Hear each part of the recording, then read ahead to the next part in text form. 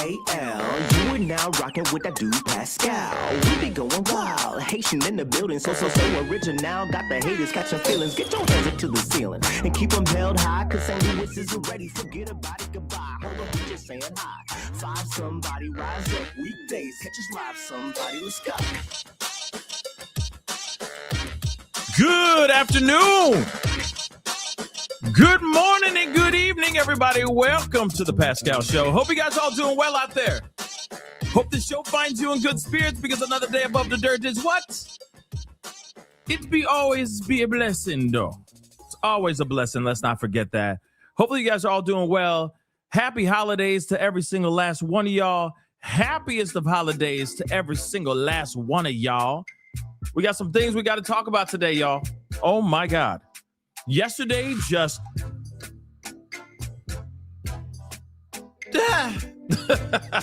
Yesterday was just yesterday. Yesterday, all my troubles seem so far away. You know what I mean? Not really. Now we just got more troubles. You think that... And then Nicki Minaj went on to TPUSA. Oh my God. What the hell's going on today? Oh, my God. Anyway, we got to get into this conversation. There's a lot to talk about. Trump just unveiled a new battleship, a new warship. Real talk. Just literally, he's in the middle of talking about it right now as we speak. We may venture into that conversation after we get done talking about our headlining conversation for the day. Man, there's a lot going on. So please do me a favor. It just never seems to stop. It's insane. So please do me a favor. Hit that like button down below. Crush the do what it do. Hit that reaction button if you're watching on these other platforms.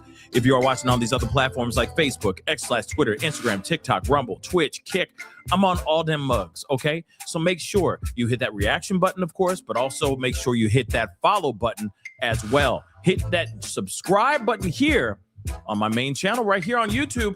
Subscribe.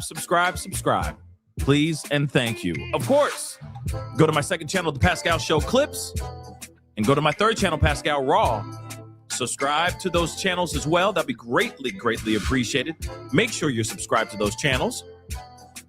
Hit that notification bell so you know whenever I go live, whenever I upload or whenever I post anything, because honestly, it's a lot of breaking news or random or whenever I can get in this room, especially during this holiday time. It's about to get a little sporadic and get a little funky, I have a feeling, unless craziness ensues. So please make sure you have those notification bells set to all on all those platforms. Hit that join button down below. Become a member. Support the channel if you can. Check out my Patreon. And the Patreon is going to be very important in the very near future. I'm just giving you guys a fair heads up, foreshadowing for things that are about to come to this channel. And of course, I'm going to need your support. So check out that Patreon. And of course, check out PascalMerch.com. PascalMerch.com. All right. Got some really great stuff over there. PascalMerch.com. Okay. We have got to talk about, oh my dear God, we got a lot. I'm just going to hit this button now. Nicki. What?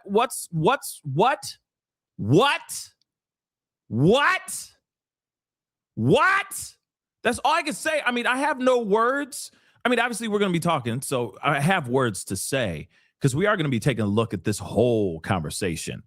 But dear God, Nicki Minaj went on to TPUSA and said things that I'm just going to say right now. I'm just going to keep it a bean with y'all. She probably lost a lot of her base. That's why I hit the button early, but I'm going to hit it again. I'm sorry. Yeah, she bees, and all those bees that are in the trap, they gone. They finding another hive, I have a feeling. No disrespect, but on some real stuff.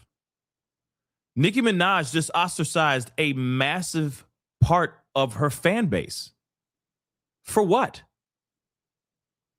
For what? A mother-loving check?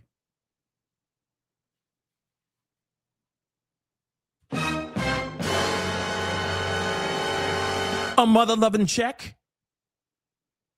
I wanted you guys to know something here as well.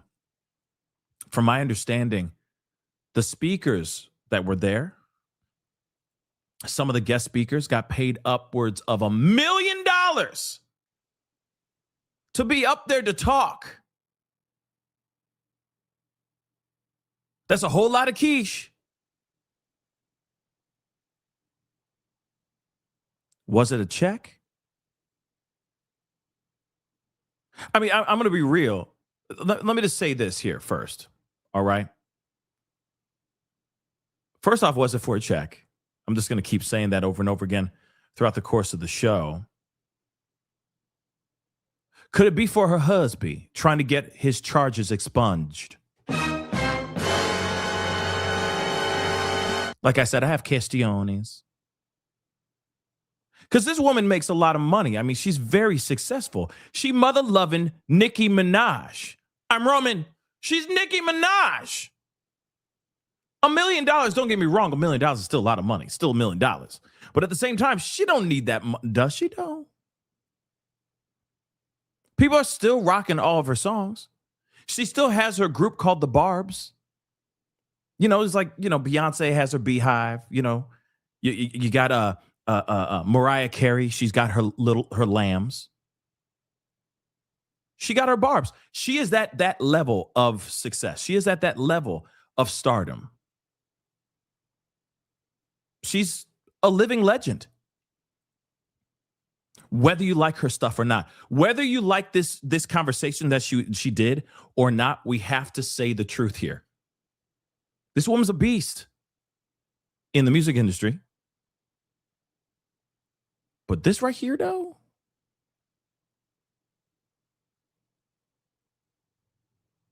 like $1 million, really?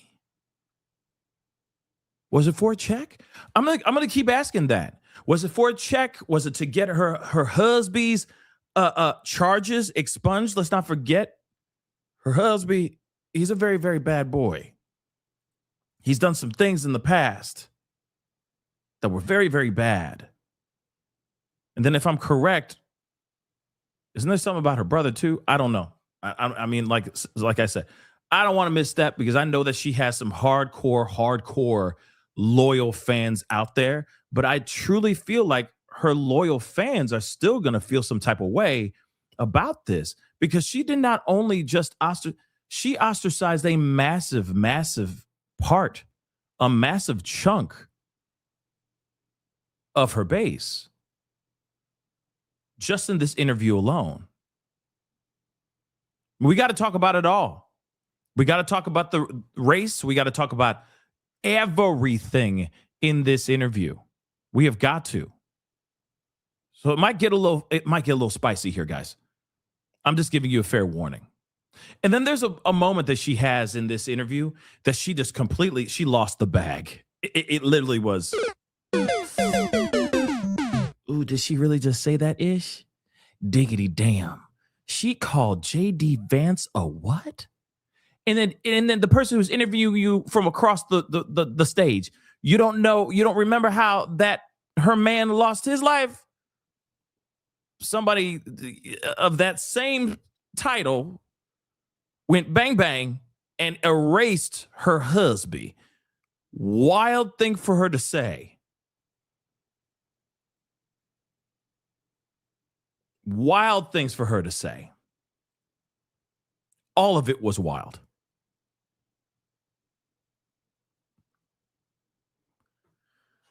Okay, so we got to get into this. So if you guys don't know, if you're not reading the title up above or down below, wherever you're watching this show right here, not Candace Owens, my Lord, there's been so much Candace Owens stuff. Erika Kirk and Nicki Minaj were on the same stage together at TPUSA's AmericaFest. Yeah. She showed up out of nowhere. I was shocked. Now, don't get me wrong. Nicki Minaj has been out here. She's been out here in these streets as of late, in the MAGA streets, speaking on behalf of Trump and J.D. Vance and just MAGA in general. She has turned into the new Candace Owens. Okay, guys. Actually, she's turned into the new Amber Rose. Haven't you noticed? I'm calling it like I see it. I don't care. I'm going to call it like I see it. But every single time there's an opportunity to showcase a person of color that is on the side or speaks the same rhetoric as MAGA, what happens? They are quick to hoist them on their shoulders, throw them on a stage, and go, see? We're not racist. This person's black. Or this person's of not white race. They're another color. Don't you see? They share the same ideologies as us. Yes. Say more. Thank you, black person or person of color. That's saying all the same rhetoric that we've been saying for the past 7 years. Thank you. Right? That's kind of what they do. This is what we've seen. MAGA does this, guys. This should not be a surprise. This is just what they do. This is what happened with Candace Owens. And she's been out here. She's still been out here. She's been able to build a very prominent following, a very strong base. Now she's obviously veered off away from MAGA. MAGA is starting to dissipate in real time. But at the same time, there are still loyalists out there, MAGA hardcore loyalists that are trying to hold on to that nostalgia, trying to hold on to that I'll say the in their minds, maybe the golden era of once MAGA was good at its finest. So they're trying everything they can to hold on to MAGA. So, of course, here comes huge megastar in her own right, Nicki Minaj, coming out and singing praises to the likes of Trump and the MAGA movement. So then they shove her out there as quickly as possible. See, black people, come on over here. We're not racist. We're good people. See, we have her and other few black people at the top of our food chain. Come join us, right? Amber Rose was like, what, a year ago, or maybe right around the election time, she showed up. Amber Rose, remember Amber Rose? Okay, got a tattoo on her forehead, says vanity. I think it says vanity, something like that. But anyway, pretty insane, right? She's MAGA. And you've seen a bunch of other, Brandon Tatum, Officer Tatum. Another person hoisted as soon as he jumped onto the MAGA movement and said, I used to be Democrat. I used to be left. Then I found out the MAGA was the way. And then suddenly he's all MAGA, right? They hoist them up. I'm sorry. It's just a pattern. It is a very real thing. It is not, what I'm saying is not fake news. Just take a minute and take a look. Take a minute and take a look.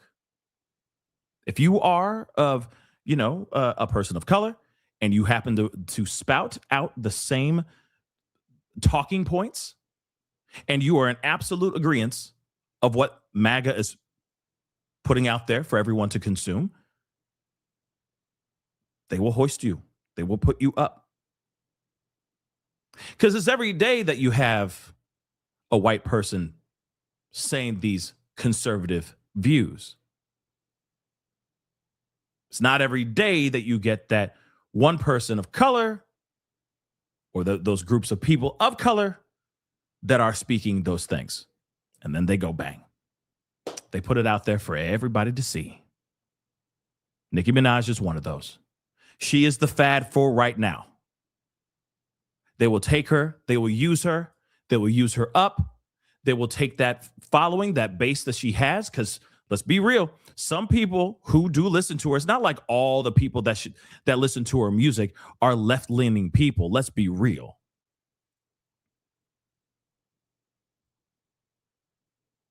It's all different kinds of people that listen to her stuff.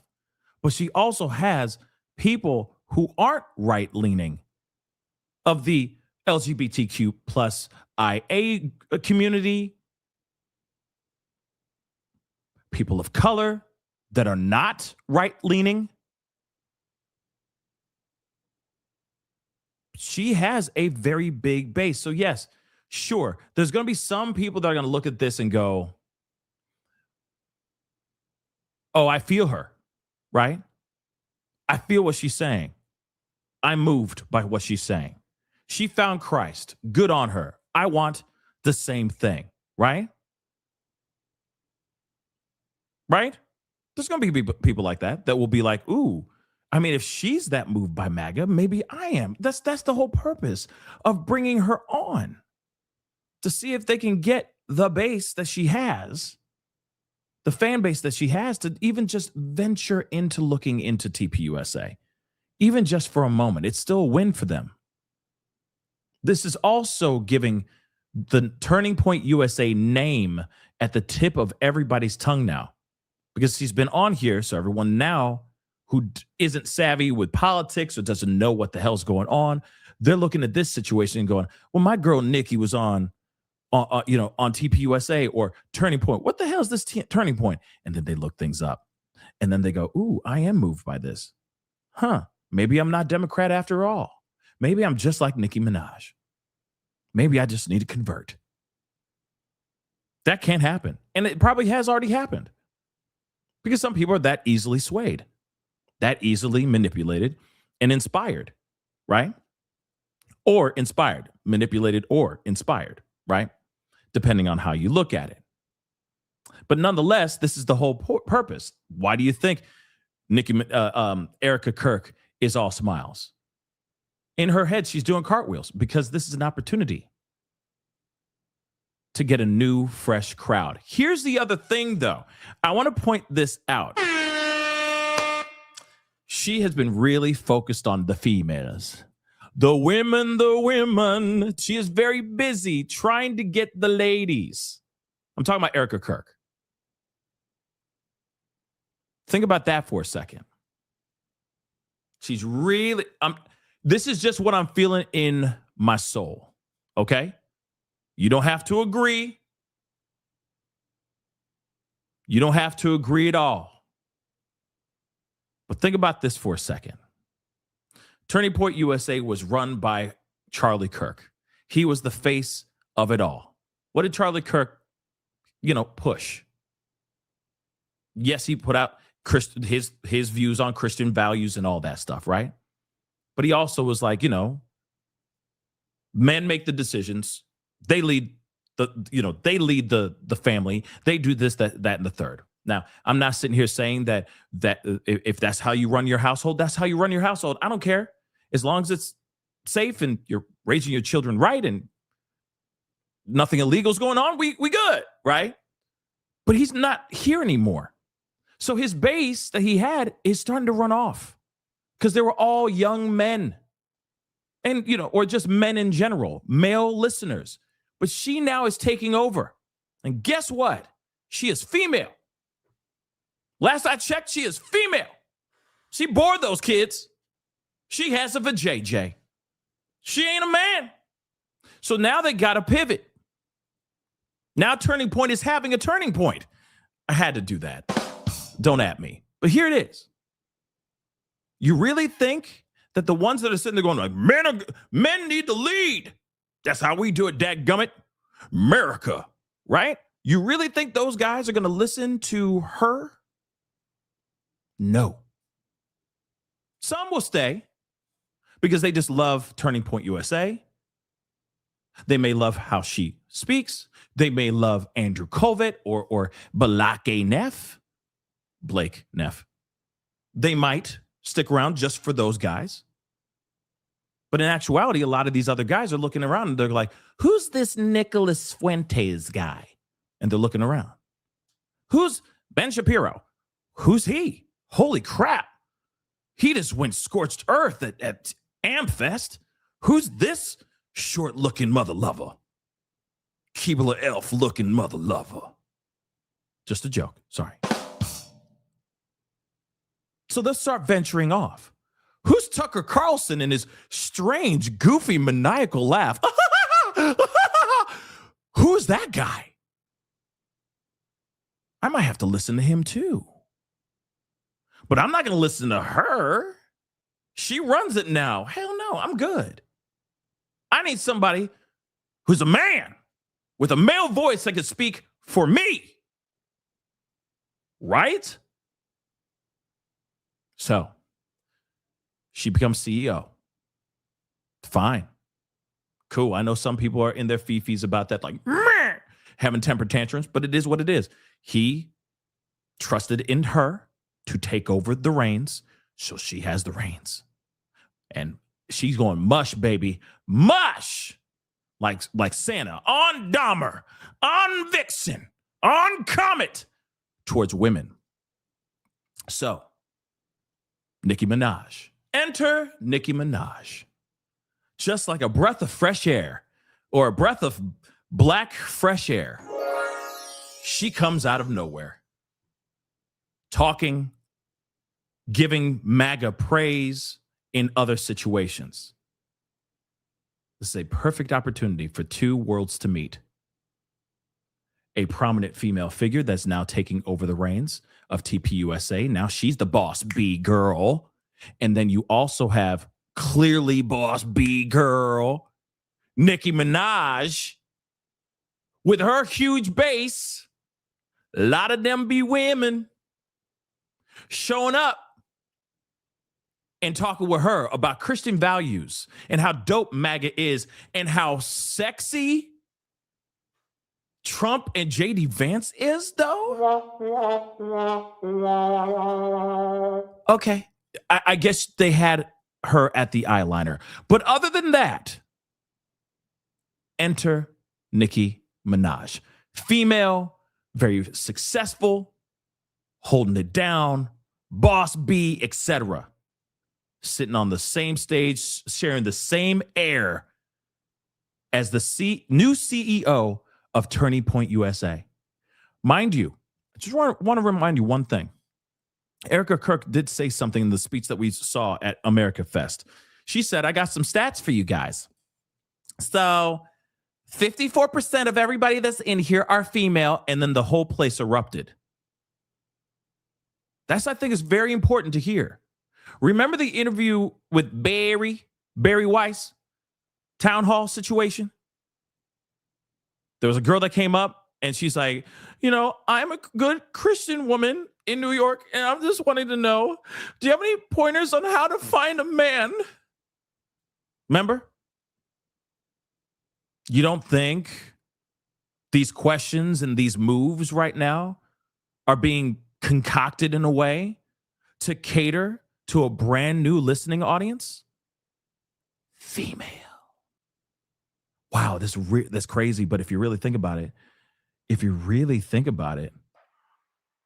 the future is female.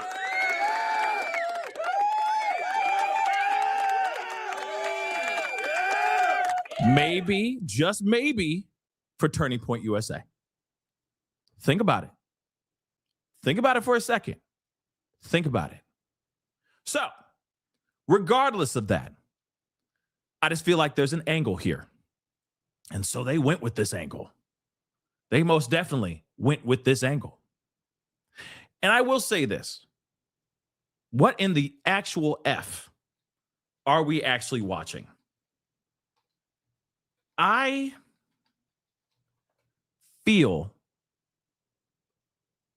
definitely feel some type of way about this. Unless I do. So, if you'd like to hear about it, we're going to talk about it. Like to hear it? Here you go.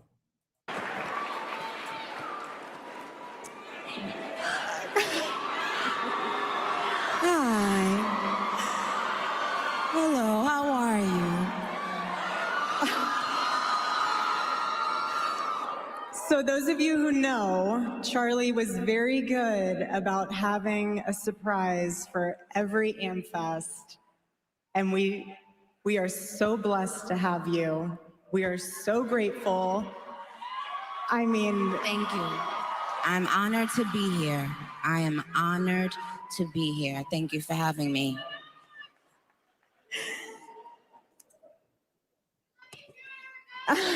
Love you guys.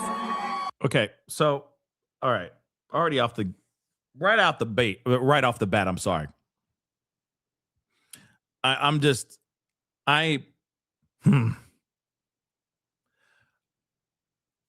First off, I'm gonna speed it up a little bit, okay, just so we can get to the meat and potatoes, everything. But the thing is that this is probably the biggest name they've ever had at the AmericaFest. I'm gonna be real. Sure, they might have like Trump at AmericaFest one year or something like that, but I mean, like, this is like I said, this is somebody who spans her music, bleeds beyond race. White people, black people, everybody from every background knows or at least appreciates at least one of her songs. At least one. She was a big crossover artist, right? So again, this is just a very, very big artist, a very, very big name to have on here. Sure, there's other people out here, I'm sure, that were big names. But again, it would be like Representative Marjorie Taylor Greene. And yeah, The people there are going, oh my God. Sure, they're probably very excited. I can't believe Marjorie MTG's there. Holy crap. But this is monumental.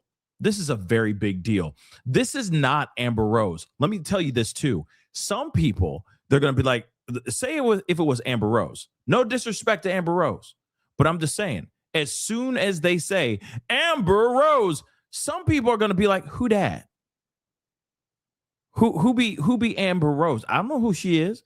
You say Nicki Minaj, a lot of people are going to know that. You see what I'm saying? So this is a massive, smart, but very obvious move from TPUSA. But I digress. We got to get into her talking about this stuff and how awkward this was. So we're just going to dive right into this. You had some fun words for Governor Newsom. I have to read these tweets because they're amazing and they are so funny. Okay, first one, we'll do this one. Unless you want to read it in your own voice. I think it'd be really great. Okay. Oh, Gabby Poo, it only gets worse from here for you, buddy. It's the end of the road for you, my love. Get on the nearest jet ski and let that beautiful hair blow in the wind. It'll make you happier than this race that you will not win. Enjoy life. Peace. Okay. One more. Why not? Imagine being the guy running on wanting to see trans kids. Haha, not even a trans adult would run on that. Normal adults wake up and think they want to see healthy, safe, happy kids. Not Gav, the Gav nuts. Gav, not in, Gav out. Send in the next guy, I'm bored. So I'm just gonna let you riff. Like, I want you to say whatever you want to say, Well, Mr. Newsom. Dear Newscomb, we don't have a problem cleaning up the scum if we have to. Please tread lightly. There's a lot of people that are wondering if she's not well. I'm just telling you right now, there are a lot of people that are thinking that she's having some sort of mental issue right now. That's it. And that maybe TPUSA is utilizing this and capitalizing off of this situation. But here's the thing, too. I got to play both sides of the fence here. I got to say it. They may not know if she's having a mental health issue. If that's the case, they may just be like, "Wow, she's Team MAGA. Awesome. Come here. Come talk to us." No, yeah, that's fine. No, come here. No, we don't care. Come here. You see what I'm saying? You're loved here. You're so loved here because you're with us. You're one of us. You see what I'm saying? And then maybe they don't realize that she's not well in the head. You see what I'm saying? If that's the case, she may very well have just converted to MAGA or has always been MAGA from day one. And then finally she just said, F it, I'm coming out. She literally had her own coming out party as MAGA. Let's not forget, you know how it is. If artists that are mainly in the Black community or highly revered in the Black community, in the culture, not a lot of them are out there being like, I'm MAGA and proud of it. There's a stigma attached to MAGA. Let's be real. So, of course, maybe she has been. Maybe she has been MAGA supporter from day one until just now. Maybe. Or she just lost a god dog marbles. That could be possible too. But let's continue. That's what I would say to Gabby Poo. So with regard to the current administration, what has been maybe the biggest surprise for you, or something that you just really has been put on your heart that you've learned about our president and our vice president?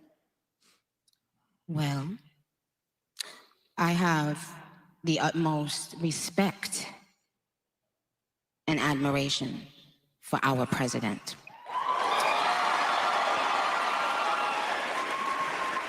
He has, I don't know if he even knows this, but he's given so many people hope that there's a chance to beat the bad guys and to win and to do it with your head held high and your integrity intact. He's from Queens, New York, like me. So, but what it's shown me personally is sometimes, you know, even in the worst feeling times in your life, you think that you're never going to come back from it, but you do. And our president shows that. He's been through every single thing a person could be through publicly, having to constantly be lied on. It's not really that funny until you are in that person's shoes that's being lied on. You'll never understand what it feels like. That person is a human being. They have a family who has to read those lies. And that's not, and it's just not fair. But this administration is full of people with heart and soul.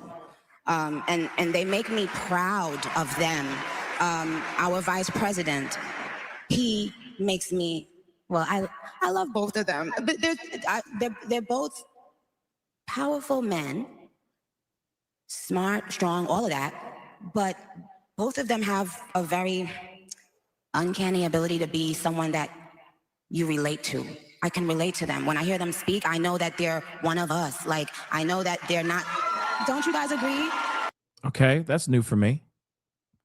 That's new for me. Because from what I've seen, just speaking from what I've observed, I don't think that they're making us feel like we are one.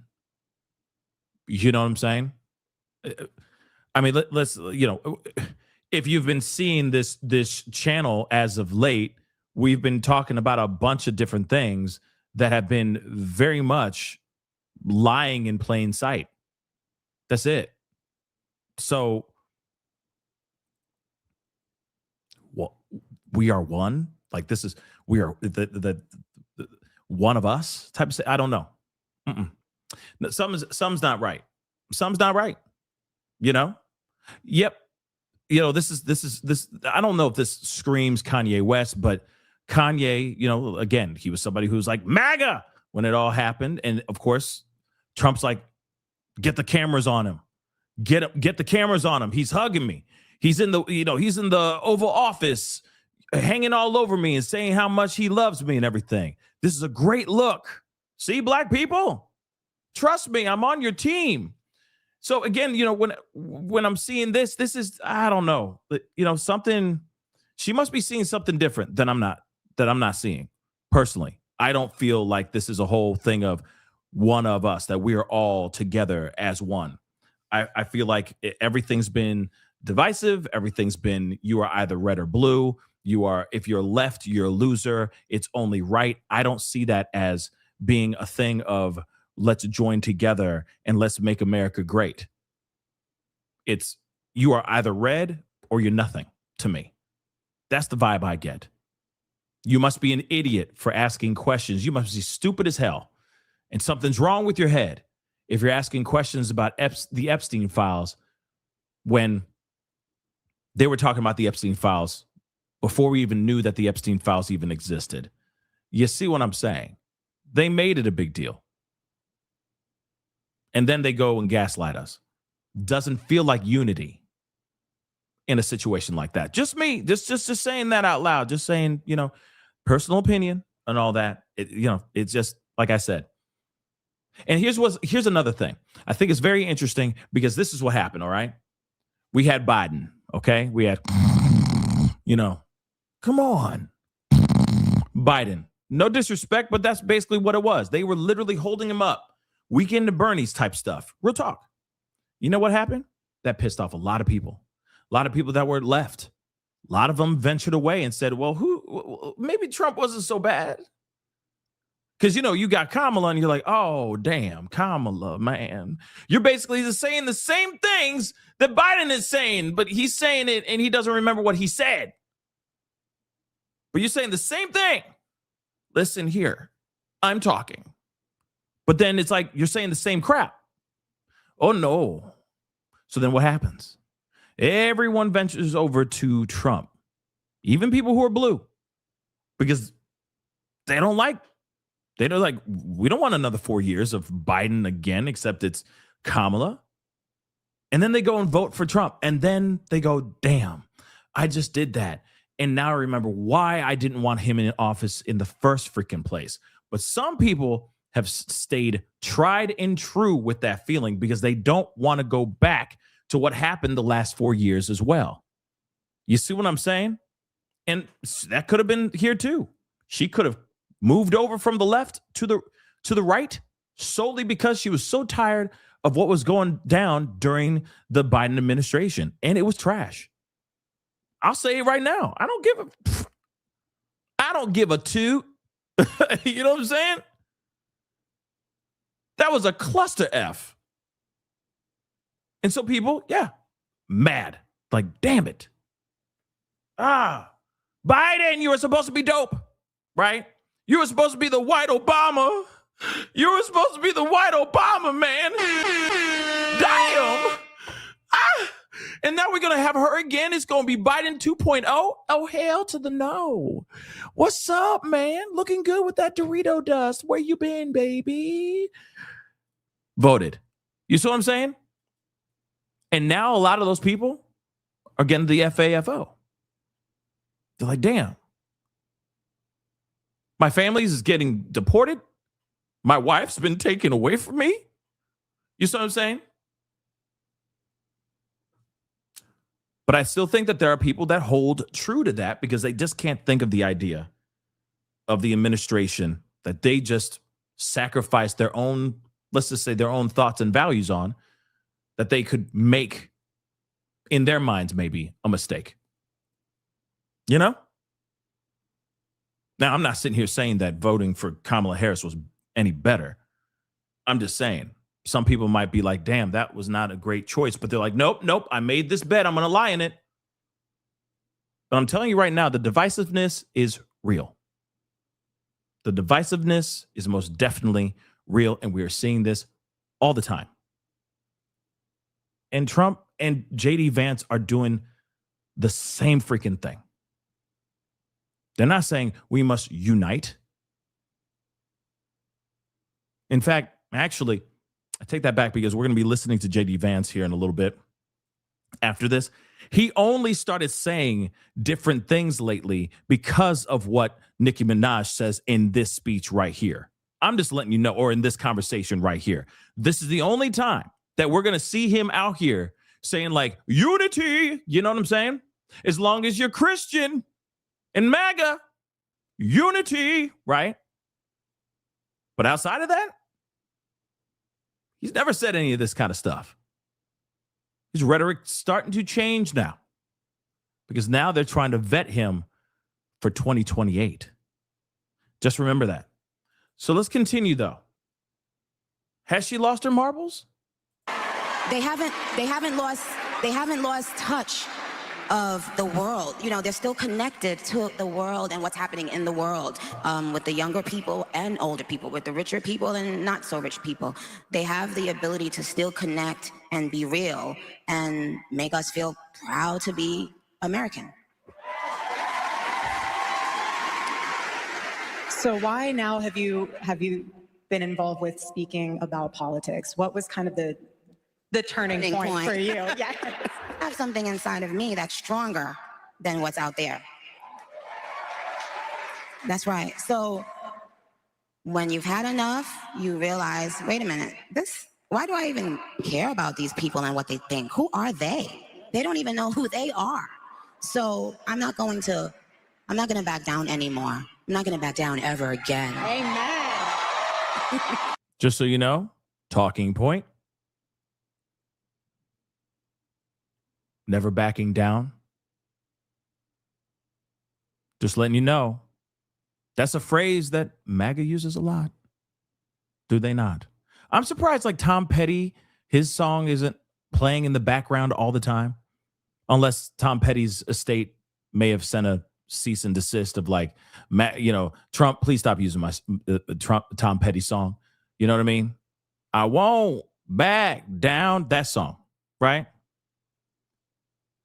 But they use that all the time. So she just said that like, ooh, I know they're gonna get turned on when I say that.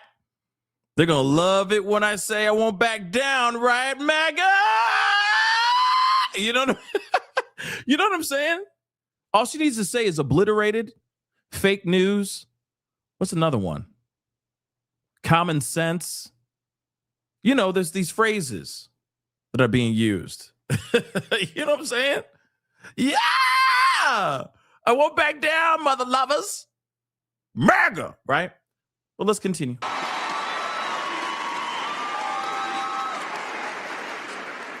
Can the students in the room raise your hand? Wow. This question is for you guys. So you guys are very courageous and bold on your campus. Nicki, I know our students feel this way, but why do you think speaking your mind has become so controversial? Because people know. Courageous and bold on your campus. Nicki, I know our students feel this way, but why do you think speaking your mind has become so controversial? Because people no longer are using their minds, their brains. So right now, just imagine, we're not allowed to have a different opinion anymore. We're not allowed to think out loud anymore. We're not this is not what the world used to feel like. And especially for the young people, I don't want them growing up in a world where they feel like that. I mean, they deserve for their voices to be heard. They have valid feelings and they're thinking about things, and it deserves attention. You know, we should listen to what they're saying. And if you're growing up in a world that tells you it's taboo to say something that the masses don't agree with, that's not okay. And we're not gonna have it. And I love this. You know, it's giving the younger people confidence that they will need later on in life. You guys will need it, and you will have it. So I'm rooting for you. Amen. Amen. Interesting that she says that. So here's the thing, because she's saying it's kind of a weird hybrid. You know, what she's saying is kind of a leftist thing, like, you know, being able to speak your mind, but then also at the same time, it is kind of a conservative, a right ideology as well. You know, saying F cancel culture. But what's weird about that is that on the same stage a few days ago, you had the likes of Ben Shapiro and others basically trying to cancel each other, trying to cancel a platform or an individual for saying or thinking differently than everybody else. Isn't that interesting? I'm just calling it like I see it. So again, you know, of course, when you hear somebody going, oh yeah, you know, don't you dare listen to X, Y, and Z. Don't you dare go and, you know, listen to this person because they're full of lies. Full of lies. Very interesting, right? But she sprinkled a little common sense in there, right? She's like, people aren't thinking anymore. And I agree. People aren't. I just think that they're doing whatever they can to get by in life. It is hard out here for a pimp. Sorry. It's hard out here for a person just to live out here in these streets. We all don't want to sound idiotic. We all want to sound like we know what we're talking about. We all want to, you know, but a lot of us just don't have time to sit around and do all the research all the time. So what do? We listen to people that are saying certain things that maybe, you know, echo the echo chamber. And then you're just spouting out stuff that you may not really truly believe in, but you're doing it because you still want to sound intelligent and you don't want pushback and backlash from your friends who happen to be MAGA or who happen to be left. You see what I'm saying? This has nothing to do with just MAGA. This also deals with the left as well. Those ideologies, if you're just sitting there, you're not willing to think for yourself, what's going to happen? Yes. Not a bot, Brittany. I see what you did there. losing the ability to think critically. And this is the one thing I push so hard on this show, on this platform. Think for yourself. You are not MAGA. You are not left. You are a human being. And every single person out here, all y'all that are watching this show, it's a beautiful thing because you all have different stories, completely different stories. Some stories may be the same, but they have a different outcome. We are all different, right? All of us are. So we should be able to think for ourselves because we all have different experiences. Doesn't matter if you went to a really good school or not a really good school. You have a different, you have a different relationship with your kid, your family, your parents, etc. As different as anybody else. As different as the person that lives next door to you. We all have a different. The fact that if we all have a book in us, you realize that, right? We all have a book in us if you really think about that. And I know that sounds weird. I'm not trying to inspire you guys to go, well, damn it, I'm going to pull out the typewriter and write a book right now. I'm not saying that. But what I'm trying to say is that we are all so vastly different that all of us could write one amazing, unique book each. You realize that, right? That's how different and unique we all are on this planet. We all have had different experiences in our lives. Some tragic, some freaking hilarious, and some just middle ground. So again, that's why I say it's so important to not just be like, okay, so if Erika Kirk says, buy this book, I'm going to buy the book. Sure, if you want to buy the book, go ahead and do it, but don't buy the book because it's within the confines of what is considered the stereotypes of MAGA. Be yourself, man. If you don't want Stop in the Name of God, don't get Stop in the Name of God.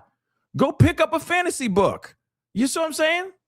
Go find another book that you like. But that's the world that we live in, okay? It's unfortunate, but let's go. Again, Charlie would always say, it really does not take skill to be courageous. It takes a choice. It takes a decision. And I want to say again, thank you for coming and being courageous and being able to share your heart with us. And the reason why that also holds true sentiment-wise is because I know that you are getting a lot of backlash from your own industry. What is your reaction to that? I didn't notice. Amen. I feel the same way. When people are like, what do you think about them? I'm like, I don't think about them. Bingo. We don't even think about them. We don't have time to. We're too busy building, right? Yeah, we're the cool kids. Okay. The other people, they're the ones who are still just disgruntled, but really they're just disgruntled with themselves. They are angry with themselves, you guys. So you can't wake up and think about somebody who is determined to just stay mad. I literally tell them, stay mad. Amen. Stay mad.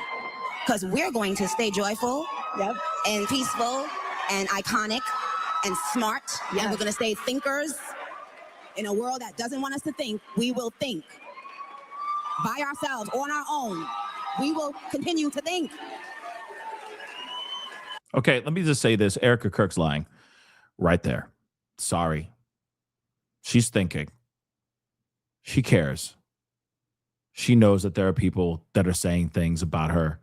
Whether she likes it or not, she knows exactly what people are saying, especially the big wigs, the big voices out here in these political commentary screeds. She is listening. She knows. Why would she sit there and go out of her way to be like, stop, please? That's it. Why would she go and sit down with the likes of Candace Owens and have a 4.5-hour meeting with her, impromptu meeting, fly out of her way to go sit down with Candace Owens? Why? Again, I'm just asking the questions, guys. So she clearly knows what's going on. Yeah, she's busy building. Yeah, she is. Okay? But at the same time, she definitely gives a damn. And she's listening. Now, I don't think Nicki Minaj is telling the truth either. I think she knows exactly the backlash she's receiving. Ever since she suddenly said, I'm MAGA. There's a lot of people that are very upset. This interview here is not making the situation any better for her. And like I said, her base, whatever, that's on them, what they end up doing. If they're going to follow or not, etc., that is another thing. Okay. But at the same time, she is definitely chastising a large group of people that supported her for years. So, again, this is bad.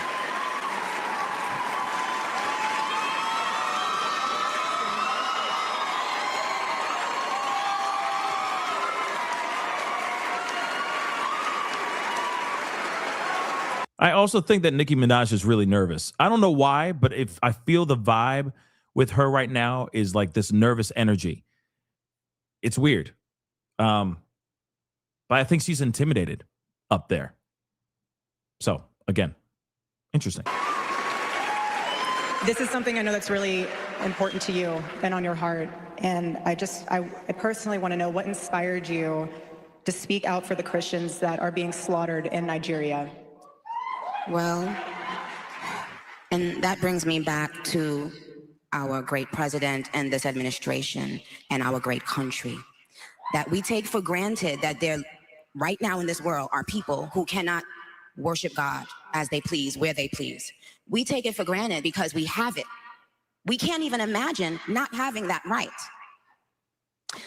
But every time we pray and fellowship, we have to remember the people that are right now in this world hiding to pray and fellowship. And we have to pray for them.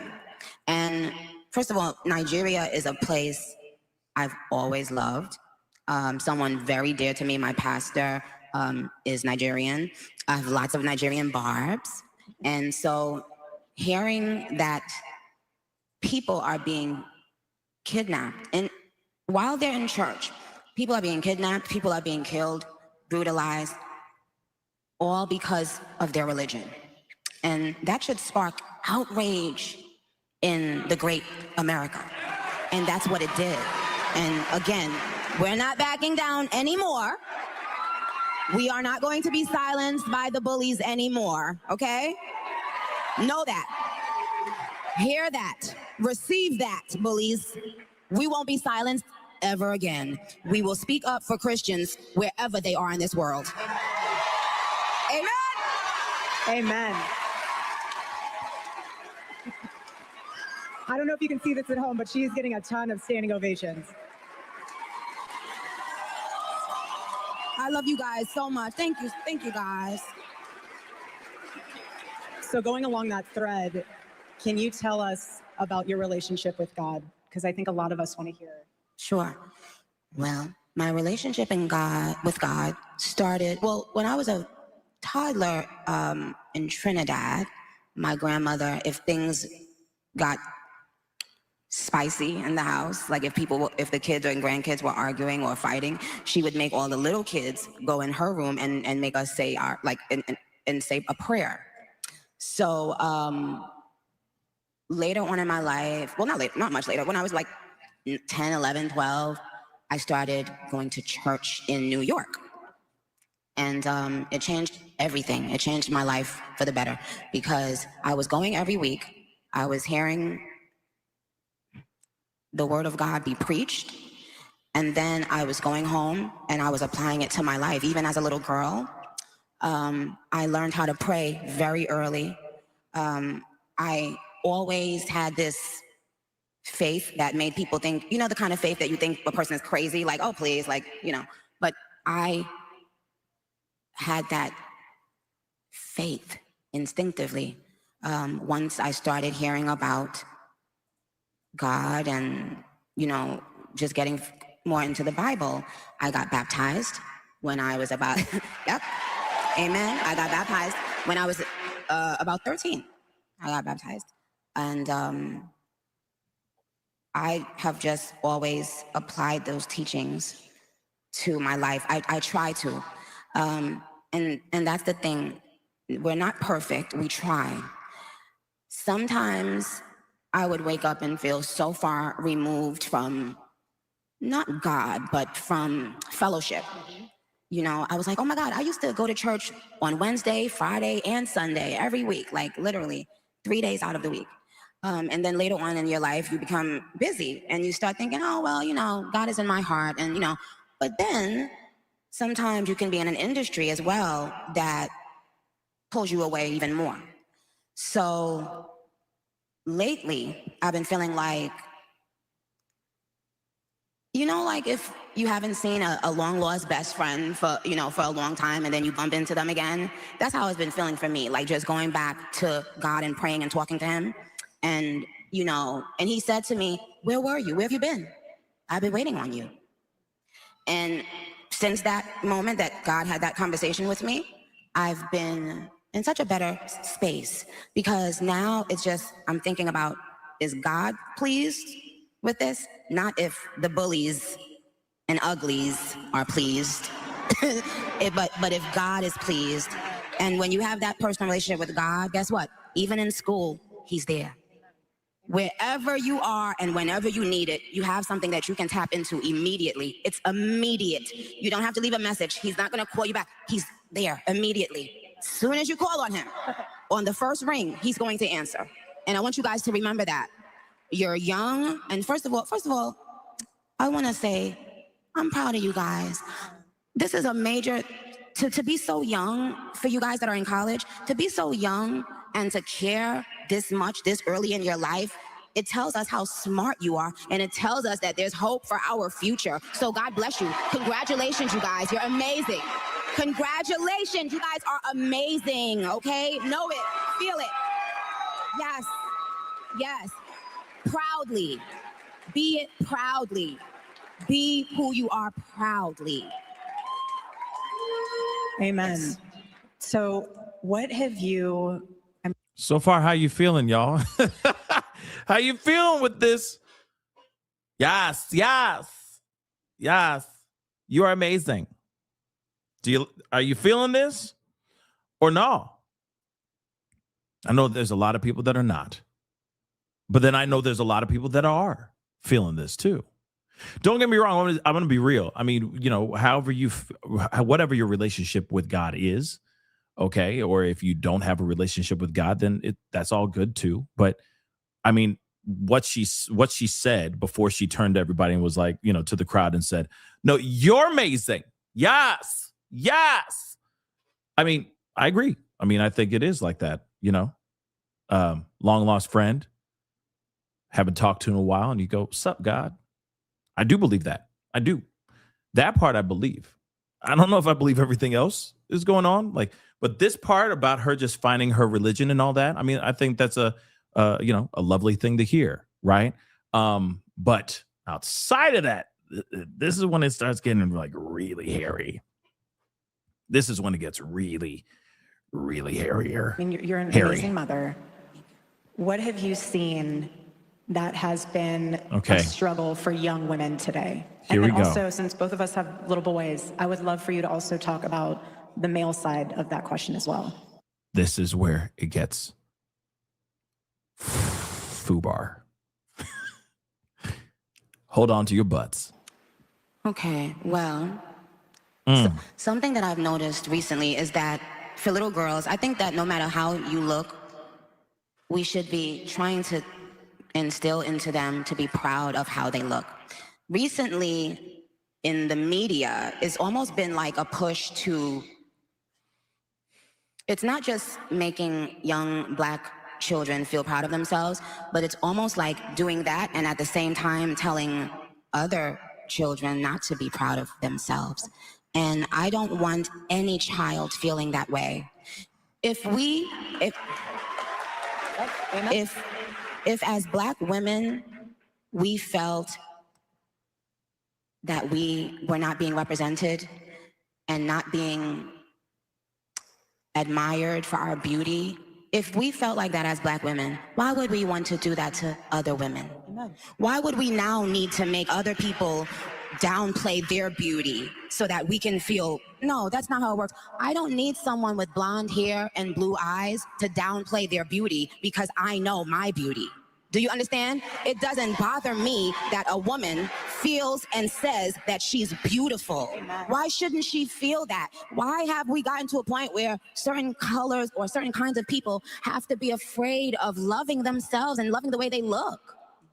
Like, isn't that wild? Yeah. And so for little girls, I don't want what was done to little black girls done to little white girls. I don't want it done to any girls. I want all the little girls in the world to know that you are unique, you are beautiful, you are you, and you can compliment another girl, you can compliment another woman and still know that you are epic and amazing. So that's what I would say about for the girls. Okay, we got to stop it right there. Hold on. Okay, first and foremost, the internet is losing their minds over this segment right here, and the one that comes after this, because a lot of people are feeling like she's ostracizing her whole base. Like she's just thrown the culture under the bus and basically saying, we must protect white women. I'm being real. This is what people are saying out here in these streets. Don't at me. I'm just repeating what is being said in these streets. They are literally saying it's as if, and I got to pull this other video up real quick, but they're saying that she's basically quoting or talking about this and trying to say she's defending this. Genes are passed down from parents to offspring, often determining traits like hair color, personality, and even eye color. My genes are blue. Sydney Sweeney has very genes. Okay, so get great chance. Get great chance. I got great chance. So, what's she doing? She's basically talking about this whole situation that happened. Now, I know some people get very upset about it and talking about it. And, you know, we've talked about this ad nauseum. Some people agree with what I have to say about it. Some people don't agree with what I say about the whole Sydney Sweeney situation. I will say this. Lucky for her, she has a movie that's doing well right now. But lately, she's been having some really crappy movies. Why? Because people felt some type of way about her saying that because she's blonde hair and blue eyes and got globular, boobies, that suddenly, boom, she's got great genes because she's white and blonde hair and blue eyes and blah, blah, blah. Now, I think everyone out here is beautiful and unique in their own way. That's just what I truly think. But I do think that beauty standards are very interesting and kind of hypocritical. It's funny because you'll sit there and you'll see white girls, for example, do BBLs or, put filler in their lips, or they'll do all this extra stuff to look more exotic. All right. But then if a black woman has that, then suddenly they're ratchet. They'll put on a blue wig. White girl, oh, they're fashion forward and they're being, they're having fun, right? A black woman does it, she's ratchet. So there's a lot of people that feel some type of way about this whole thing that she's saying here. Now, I'm telling you right now, again, let me just say this. We are all beautiful in our own way. And there should not be beauty standards out here. We are made differently for a very specific reason. And what we have inside of us and on the outside of us is what makes us beautiful. Our uniqueness is what makes us beautiful. But unfortunately, we live in a world where everyone wants to look like Kim Kardashian or close to Kim Kardashian. She suddenly is the epitome or the standards of what beauty is. We look at someone like Sydney Sweeney, with her great genes. And there are people that want just that because blonde hair, blue eyed is just the standard. The European features are what it is. But, European features, but you have a little bit more to you, right? It's the fuller lips. It's the curvature in the body, and a lot of times they're nipping and tucking just so that they can do that. Black women are going out of their way to, to narrow their nose, do things with their face to have more European features, because that's what they've grown up to believe, that is what makes beauty beautiful. When in actuality, how they were born is what God gave them, is what is so beautiful about them in the first doggone place. But everybody wants to be a copy of a copy of a copy of a copy of a copy of a copy of a copy. And that's really sad. But we live in this world where it's like that. And so we got the likes of Nicki Minaj, and people are saying, oh, she's just jumping in and trying to protect white women. I can see how people are reading that. I can see it. This moment right here is not good, because already, she's already jacking the whole thing up, her whole career up, by even walking on that stage. And then when they talk about, oh, kids, and you got a daughter and you got a son, let's talk about the girls. What's happening? Instantly, people are feeling some type of way when she says what she said. Now, I get it. Like, the blanketed response is basically saying that you're beautiful just the way you are. Billy Joel. I love you just the way you are. You know what I mean? You're great. You're beautiful. You don't have to do all this extra stuff. You don't have to try. You don't have to feel like you're ugly just because you don't have blonde hair and blue eyes. You're beautiful just the way you are. I get that.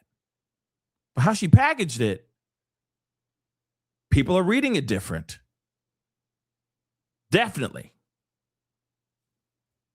Let's continue on, though. But I'm telling you right now, listen, if you want to get nip-tucked, by all means, do you. If that makes you happy, it's your body. You do what you want to do, boo-boo. Fellas, same thing. If you want to do that, and that's what makes you happy, so that you can get up every day and be happy with how you look, by all means, do you, man. I'm not trying to stop you, or there's no judgment here. But you also got to remember, at the foundation of you is what's so beautiful about you. You see what I'm saying? You were brought here, and the best things about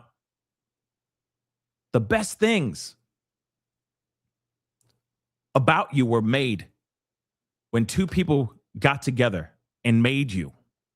And I know that sounds really cheesy and corny, but some of us need that wake-up call. Some of us need that friendly reminder that you don't need the Botox and the filler and the nip and tuck and this, that, and the third, and get the boobies done and the butt done and all that stuff. You're beautiful exactly work with what you got, baby. God gave you some good stuff. Just rock it, baby. But the easy way out is to get that, get a little, pin yourself with some sort of injection. It's the G1P1, whatever the hell it is, the semaglutides and the Ozempic and all that crap. Damn near walking around like a damn pin cushion. Y'all seen the photo, the close-up of Caroline Levitt. We all seen it. Whole damn lips looking like a damn, dear God, bad, right? Very, very bad. A cluster F in her face. Woman's in her 20s. And she's done so much crap to her body or to her face that she looks like she's in her 40s. All because she's trying to keep up with the beauty standards of what is being pumped out here on the internet and on television. All I'm saying is, we're better than that. Doesn't matter if you're black or white. Doesn't matter what race you are. You're beautiful. And you shouldn't feel ugly. And yes, I do think that we all need to be, what did they say? Now they say glazing, instead of like hyping each other up, we need to be glazing each other. We need to be, because I learned that from Ben Shapiro. Now I got to say it, glazing, because we're just glazing.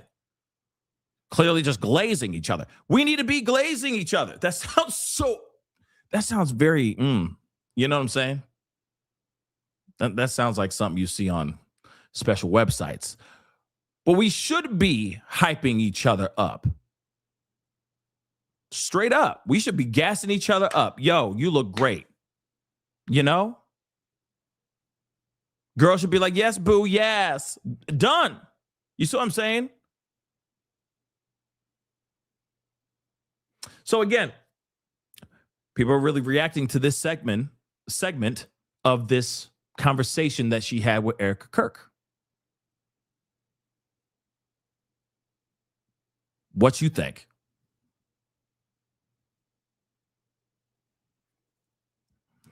It's packaged wrong.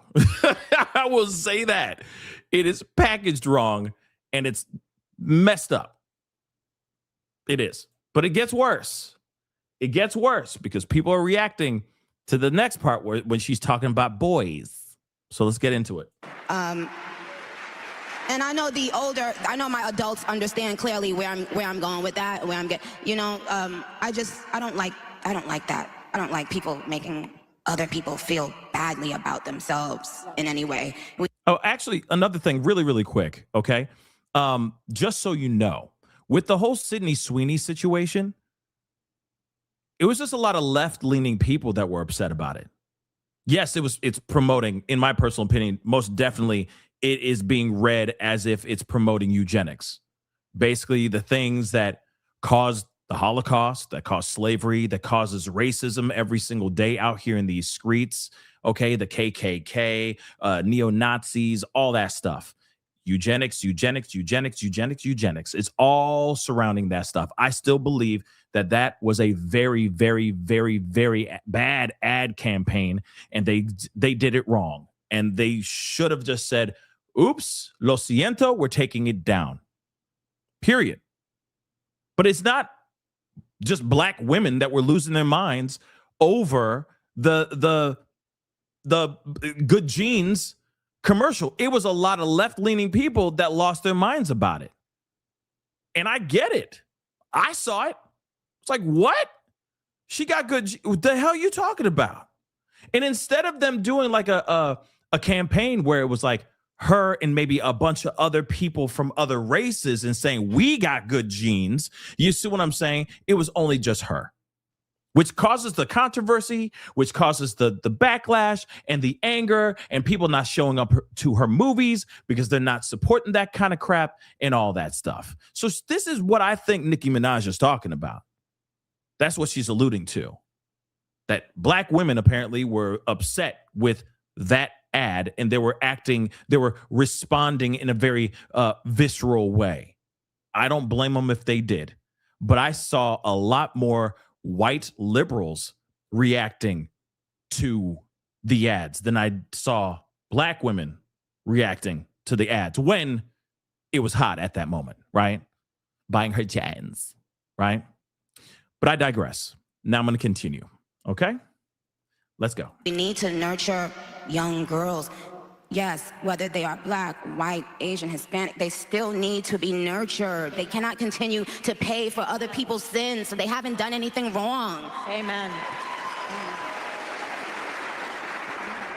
And what do you think about for young men? For young men. And for young men, Okay, hold on. Here we go. This is the part that I think this is where she lost her, like a good chunk of her base. Let's go. And what do you think about for young men? For young men. And for young men, don't be new scum. Well, not that. The next part. Yes. See, dear young men, you have amazing role models like our handsome, dashing president. And you have amazing role models like the assassin J.D. Vance, our vice president. And when I say that... Oh.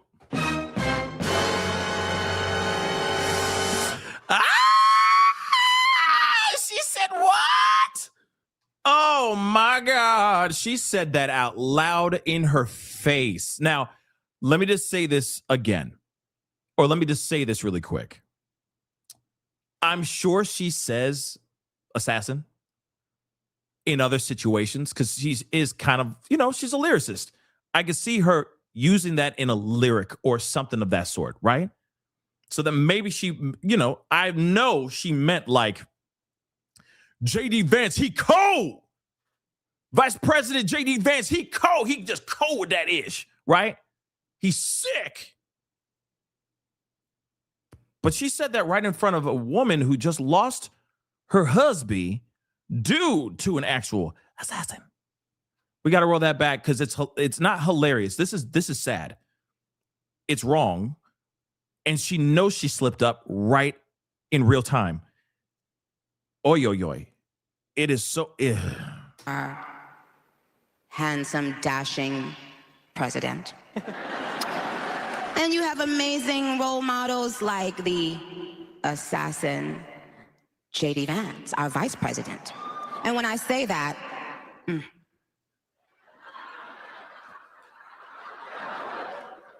Trust me, there's nothing new under the sun that I have not heard, so you're fine.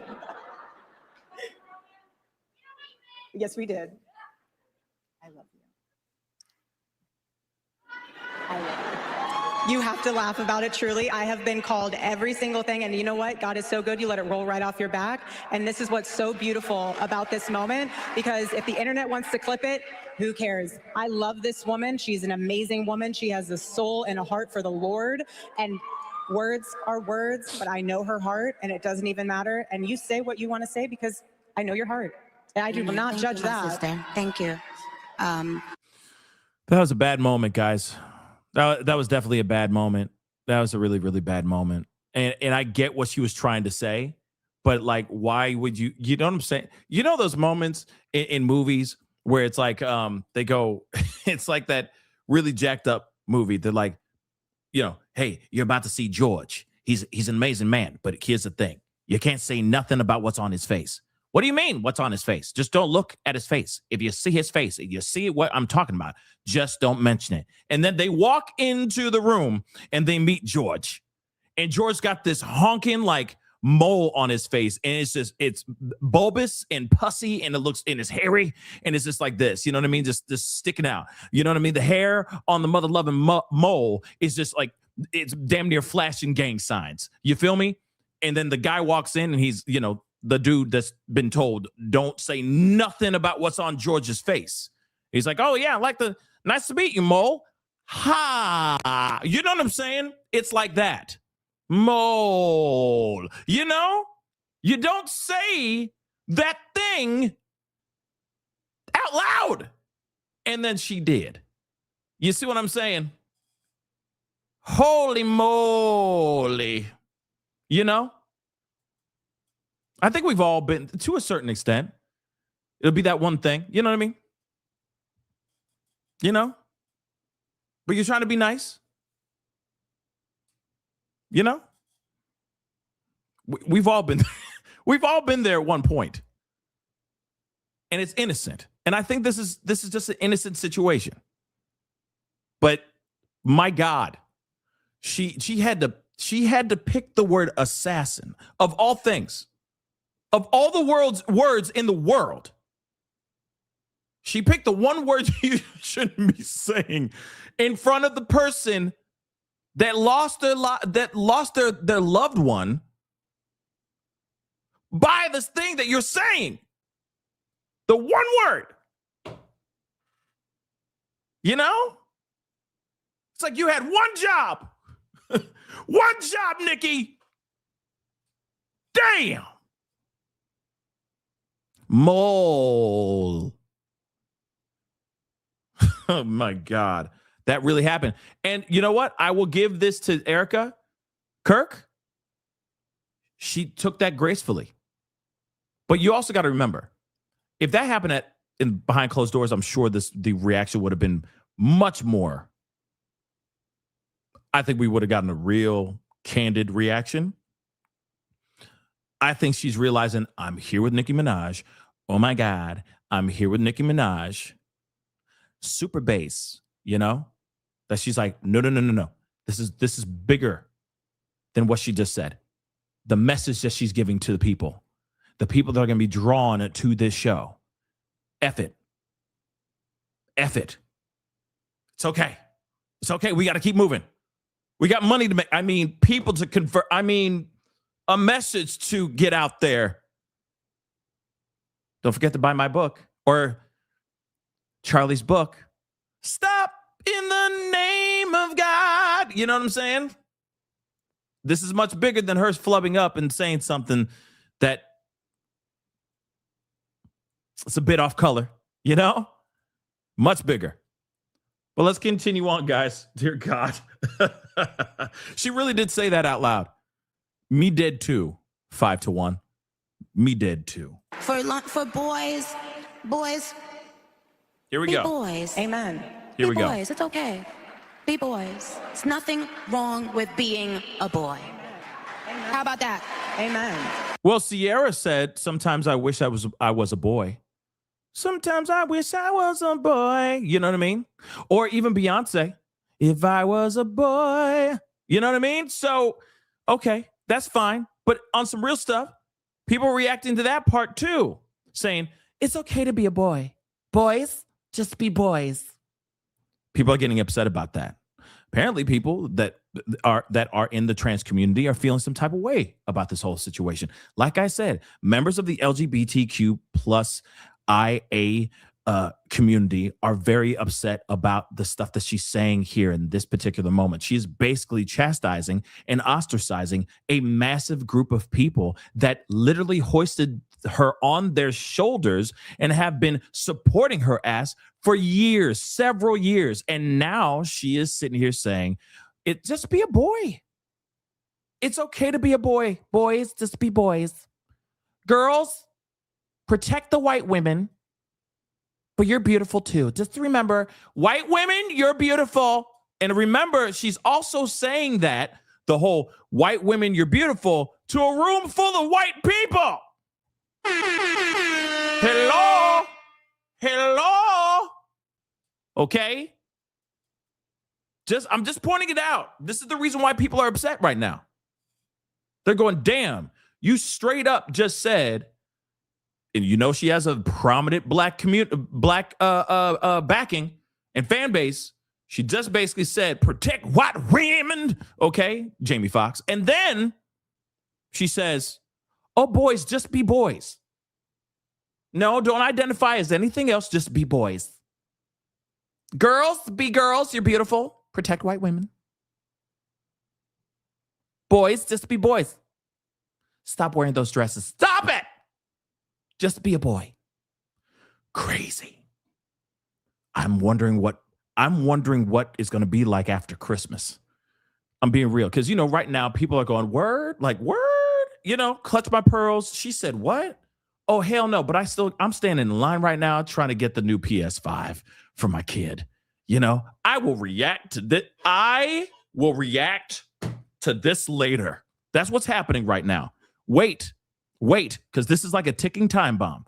People are going to literally react to this so hard very, very soon. just so you know, it's going to be bad. They're just like, they're standing in line. They're like, she said what? Okay, honey, just take my phone. Just take the phone, take it, lock it away. I will look at it after Christmas. You know what I'm saying? Because after Christmas, woo! I think it's going to be bad out here in these streets. People are going to be reacting. Okay? Jesus Christ. She really just said these things. Again, it's like, wait, so this whole thing's been a lot. There's going to be people who are going to react to that way in that way. They're going to be like, wait a second. Nicki, was this the whole thing a lie? That's what they're going to say. What is this, Nicki? Where are you? I don't know you anymore. That's what's happening right now. People are definitely reacting, but they're busy shopping. Yeah, I'm waiting for the Clayton Bigsby stuff and all that stuff too. Yeah. Okay. I'm waiting for all the people calling her all types of names. I'm waiting for it because it's coming. They're just busy shopping. They're busy making the greens and the yams. Okay. They're trying to get this stuff together. They're just like, I just need to breathe. We ain't talking about Nicki today. Okay. I'm talking. We ain't talking about Nicki right now. Okay? Sit down, enjoy your meal. We will talk about that after Christmas.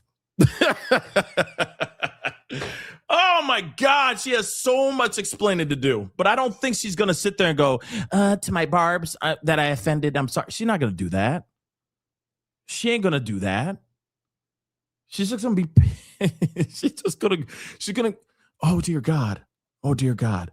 I'm waiting for the MAGA music videos now. Oh dear God. You know for a fact she's literally going to do MAGA music. Wait for it. We're gonna have what's his name? What's his name? Todd something. He's all tatted up. He always does like MAGA stuff. White guy. He's freaking Canadian, but he does like music videos and songs about how Trump is dope and MAGA is amazing. What the is his name? Is it McDonald? Is it Tom McDonald? I think it's Tom McDonald. Yeah, I think it's Tom McDonald. Okay, but that dude with the hair, you know, the braids and stuff, right? I'm waiting for them to do a collab. I'm sure. Oh, I was right. Okay, so Tom McDonald. But I'm waiting for that moment where they he's hitting her up, being like, let's do a collab. Wait for it. Same thing that happened with Amber Rose. She was doing the songs, like cheesy ass songs. You know what I'm saying? So I wouldn't be surprised if they do this crap again with Nicki Minaj being like, you know what I'm saying? I'm Roman. You know what I'm saying? Oh my God. Oh my God. Okay, I'm done. Okay, we're going to continue. Let's continue. So be boys. How powerful is that? How profound is that? Amen. Boys will be boys, and there's nothing wrong with that. Here's another thing I just thought of. I'm sorry. Here's the thing, okay? Think about this for 2 seconds. This is another thing that she's saying. She's also speaking to those red pill mother lovers out there. Yeah. She's also speaking to the boys. The guys that are listening to the Andrew Tates and the Fresh and Fitzes, those guys. The what's his name? Is it Neo or whatever his name is? I forgot his name. I'm forgetting his name. It doesn't matter. All right. But all these guys that are hella red pill, the Aiden Rosses, you see what I'm saying? Those guys, the people that will listen to Jordan Peterson and the likes of why am I forgetting his name right now? R.I.P. He died. Why am I forgetting his name? What's his freaking name? Black guy, dressed up really nice. He passed away. Heart palpitations or something like that. Why am I forgetting his name? Somebody gonna have it. But you know who I'm talking about.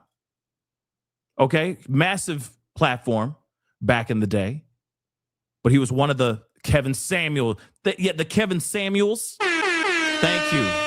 Thank you, April Love. Kevin Samuels. Yes. Had a heart attack, apparently, or something like that. They say there's rumor that he was on top of someone. You know what I mean? I guess that's a good way to go, I guess. But still, the Kevin Samuels, okay, the godfather of the red pill movement, of the manosphere, right? She's speaking to that right now as well. Boys, be boys. There's nothing wrong with being boys. So in other words, you know, they're leaders. They do things. We drink protein shakes and shoot guns and do burpees and pull-ups. And we take what's ours because that's what men do. You know? The Andrew Tate BS. Which, by the way, funny that Andrew Tate got his ass beat just the other night. Mr. Alpha got his ass handed to him. Funny, don't you think? But this also goes to the red pill people too. She's basically saying, she's championing them on, basically saying, yes, boys be boys. Crazy, right? We are living in some wild times, everybody. We are living in some wild times. Yeah, that's what I want to say. What's something the media and the world in general misunderstands about you? Oh, I think people think maybe that I'm mean, or, maybe when you have a strong presence as a woman, it's easy to just box you into one box, like one category of mean or Crazy. Other words. They want to. Or crazy. I get that. I understand that. Being a strong, big or strong personality, people instantly think that you're just off your rocker and absolutely insane or just rude, right? So I get that piece.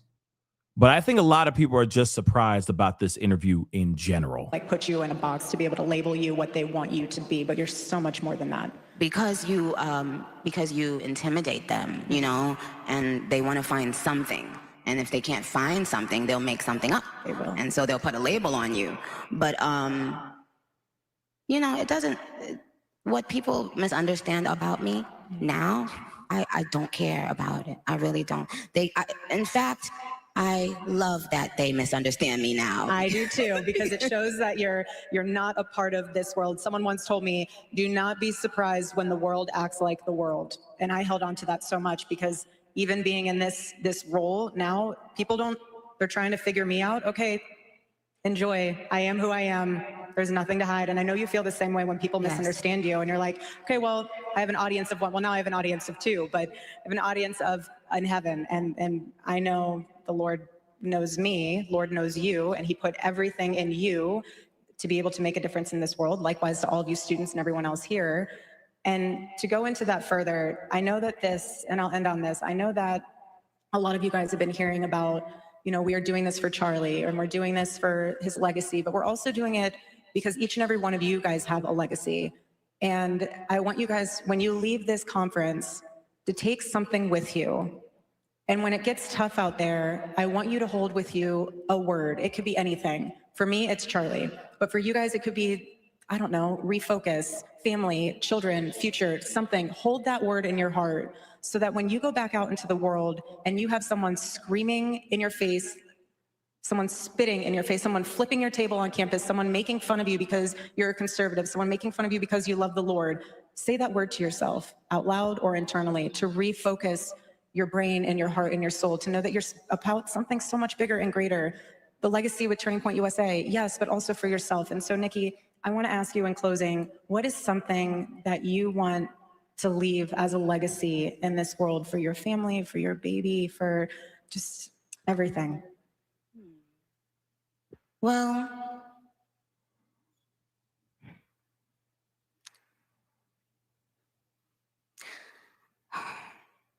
that it's okay to change your mind. Yeah. She could have just said, to answer. At this point, she could say anything and they're just gonna applaud.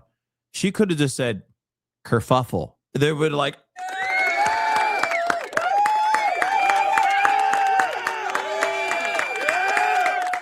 You know what I'm saying? Aardvark.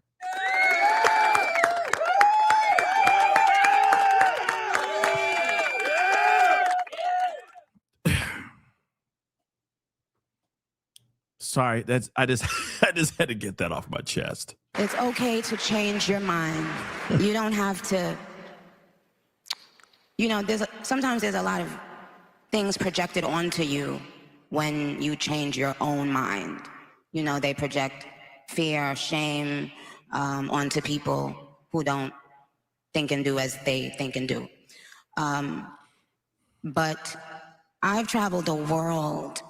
I've performed for huge crowds all around the world. And no matter... I'm sorry, you might not be doing that anytime soon after this interview. Sorry, I just had to say that. How many songs I do on that stage, it didn't mean as much as this. Because this is a direct link for younger people. This is a direct link between young people and God. And there's been a lack of that. There's been a lack of that in our media, in our everyday conversation. People have been You know, interestingly enough, people have been, Christians have been being persecuted right here in our country in different ways. So when we talk about Nigeria and other countries, know that prior administrations saw nothing wrong with that. And that's what was wrong with them. I truly feel that there are people out there who felt good about chastising Christians right here in our country. And it's kind of really, really sick. We can't let people like that be in power, you guys. That's the truth. I can sugarcoat it and laugh and kiki, but the truth is, I am here today to tell you guys that. We absolutely cannot let people who have a problem with us worshiping God, we cannot have them in power. We cannot have them in power. All you have to do is look at what is happening in other places in the world. Look at what is being done to Christians all around the world.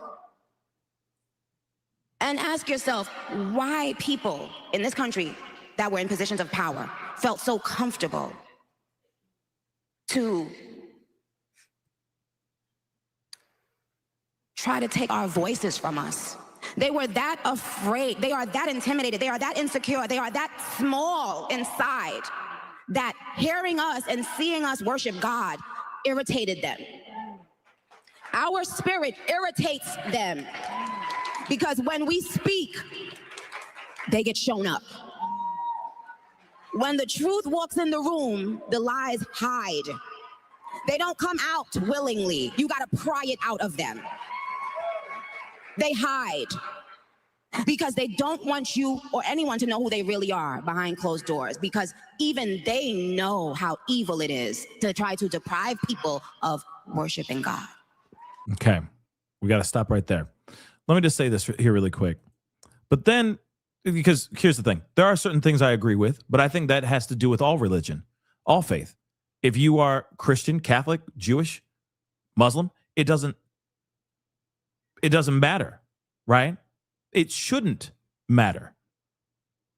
If you believe in, if you worship in have a specific faith that you were born to, or, born into, or converted to, or whatever, wherever you found that faith and found that base, that should be, you should be okay. You should be all right and allowed to go and worship those things. Like I said, you shouldn't be shunned if you're, if you're Muslim. You shouldn't be shunned if you are Jewish, Catholic, Christian. It doesn't matter.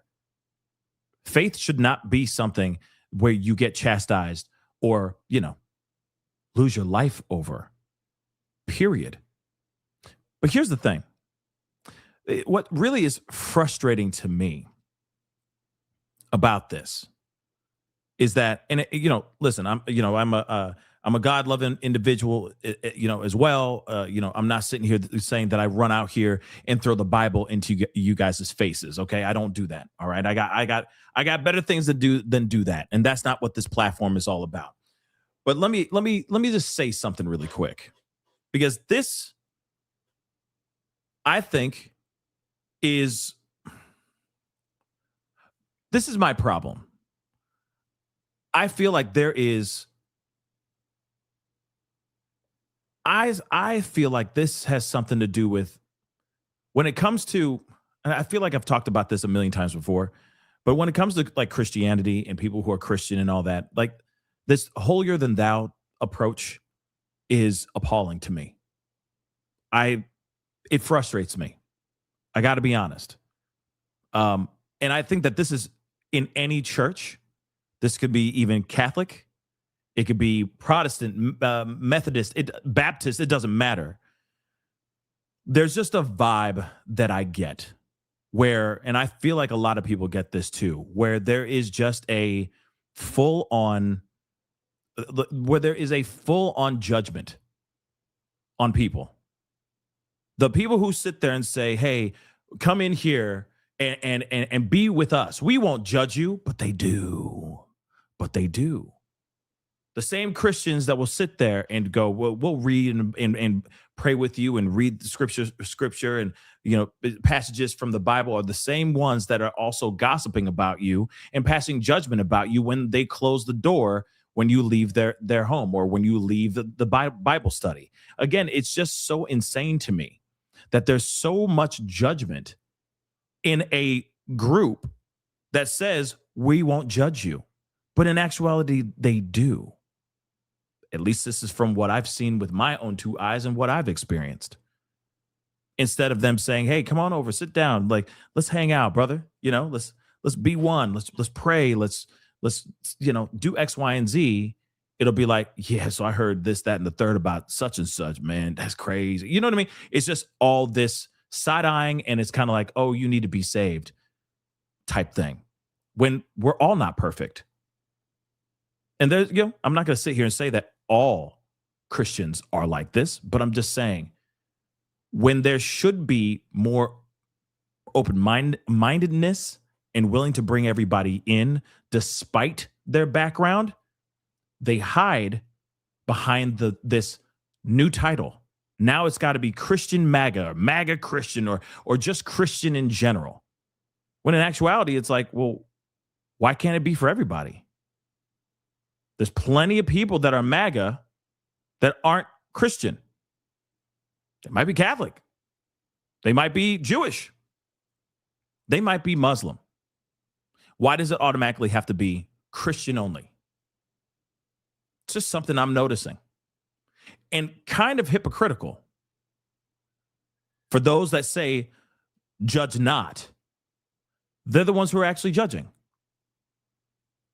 They're the ones who are actually doing the most judging. That doesn't make sense to me. And here's the other thing, too. Would she have had this conversation with Nicki Minaj if she was not Christian? I'll leave you with that one. Think about that for a second. If she was not Christian of any kind, but she was just a MAGA supporter, would she still have this interview and this conversation with her at TPUSA? Probably not. I mean, maybe yes, but it wouldn't be talking or revolving around faith. But let's not forget, this is a very faith-heavy organization, and they push nothing but Christian values. And like I said, if you are not Christian, you are not welcome in a way. That is the vibe that I'm getting. Let me just point something else out too, because we got some things we got to jump into here too. Because even Charlie Kirk said some things before his passing about Nicki Minaj. We're going to take a look at that as well here in just a minute. But I want to point something out, and this is exactly what I mean by we live in a world with this TPUSA type of thing. They're putting out the wrong energy. They're putting out the wrong rhetoric, the wrong narrative out here. There should not be divisiveness within this group, within this organization. They should be opening the doors up to everyone of all walks of life, because all walks of life maybe want to support, right? It doesn't only have to be Christian values. You can still be religious and not be Christian. That does not make you better or worse. At least in my book, if we all are trying to be good people on this planet and we do unto others as if, like we would want them to do to us, I feel like that's a safe start. Let's not forget, thou shalt not steal, thou shalt not kill. We all have some version or variations of the 10 Commandments, so much that we have it in law too, for the most part, right? So again, stuff like this doesn't make much sense to me, and very elitist, just in my personal opinion, and gives off the wrong vibe, the wrong message. Now I get it. TPUSA, they have their piece and they have their thing, and it's not like they have other huge prominent organizations like TPUSA that are out here pushing MAGA. They're not. And if you notice, haven't you noticed that Trump is now shutting down immigration from majority brown countries, brown and black countries? and going, we need people from Norwegian. We need Norwegians. We need people from Sweden. What happened with that? Why are we getting the great ones? We need more of that. That's what we're getting right now. He's shutting things down from other countries and opening it up to other countries. One thing I want to point out. Now, I don't know if you know Myron Gaines from Fresh and Fit. He's part of the whole red pill manosphere thing. All right. Now, I'm not going to play this video, but there was a video that's being shared quite a bit. He was at TPUSA. Okay. He was at TPUSA. In fact, he had a hard time getting into the event. He couldn't get into the event at first. Then finally, because it went viral and everybody was reposting it and some people were laughing about the situation, making Myron look like a fool because he was getting rejected from going into the actual event. They finally were like, we're so sorry. We didn't know who you were. Now we know who you are. Come on in, brother. And he went in, right? But then there was somebody outside of the event trying to interview him, and she was pregnant and she was Jewish. And this is a video that's getting shared a lot online right now on X. He turned around and called her a racial slur because of herself being Jewish. Oh, and pregnant, very visibly pregnant. He called her a fat J word, right? And then just walked away. And I'm like, this is exactly the type of thing that TPUSA should not be inviting into their organization or even to their events. That type of rhetoric, that type of hatred, that type of racism and bigotry should have zero tolerance by TPUSA. And yet he still was at the thing having a great grand old time, having a blast and doing his thing. But unfortunately, we're living in a world right now where all we're seeing is hate towards people who are Jewish. Have we not seen some serious tragedies over the past 2 weeks that we've covered on this channel? This is not how we do things, guys. And TPUSA, the likes of TPUSA should not be doing that as well, especially if they got Israel in their back pocket. Don't forget that, baby. Allegedly, right? So again, very bad, very messed up stuff that's going on out here. And we all need to be better than that. And I think the likes of TPUSA could do better. I think so. It doesn't have to be white Christians only, pretty much. Because that's the vibe I'm getting. I don't know about y'all, but that's the vibe I'm getting. Well, now they're opening it up to I guess, black people. Because, they just brought in Nicki Minaj. And, for a fact, she is an influencer to a certain extent. And I'm sure it's going to influence a few people to go in there and be like, ooh, I like me some Nicki Minaj. She's over here, TPUSA. What is this? I happen to be Christian. And then next thing you know, they're going to be a part of TPUSA. But that's exactly what they want. That's exactly what they want. Did it work? Probably. We'll see. Only time will tell. But there's going to be a large group of people that are going to be canceling that ass. I'm telling you right now, there's going to be a large group of people canceling that ass. So get ready for it. But here, I want to show you this. This is also very interesting. Charlie Kirk apparently slammed Nicki Minaj in an old debate clip that's getting shared like crazy. So, says here, Nicki Minaj is a fan of Charlie Kirk, as she made clear at a TPUSA sit-down with Erika Kirk this weekend. But the slain right-wing activist was not such a fan of hers, at least according to an old clip making its rounds online. So they say he was knee-deep in a debate with a college student when he names Nicki as someone he didn't think was a good role model for 18-year-old black girls. Interesting. Moving on. But it's hard to tell whether he was evenly he was even completely sure who Nicki was. He seemed to confuse Nicki for Cardi B, saying songs glorifying wet female genitalia, wet ass P word, the wet ass P word, aren't edifying for a young or for young black women. The reference was, of course, to Cardi's WAP with Nicki, Megan Thee Stallion. Nicki had nothing to do with the song and has actually been at odds with Cardi B for years. Yeah, they don't get along.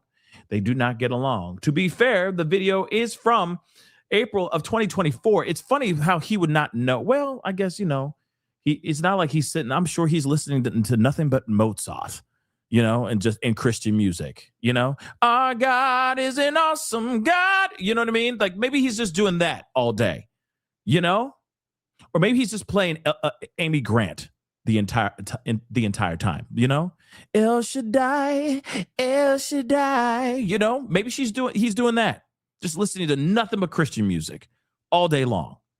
Maybe rocking some Yanni. Does anybody remember Yanni? Oh my God, that's a deep cut.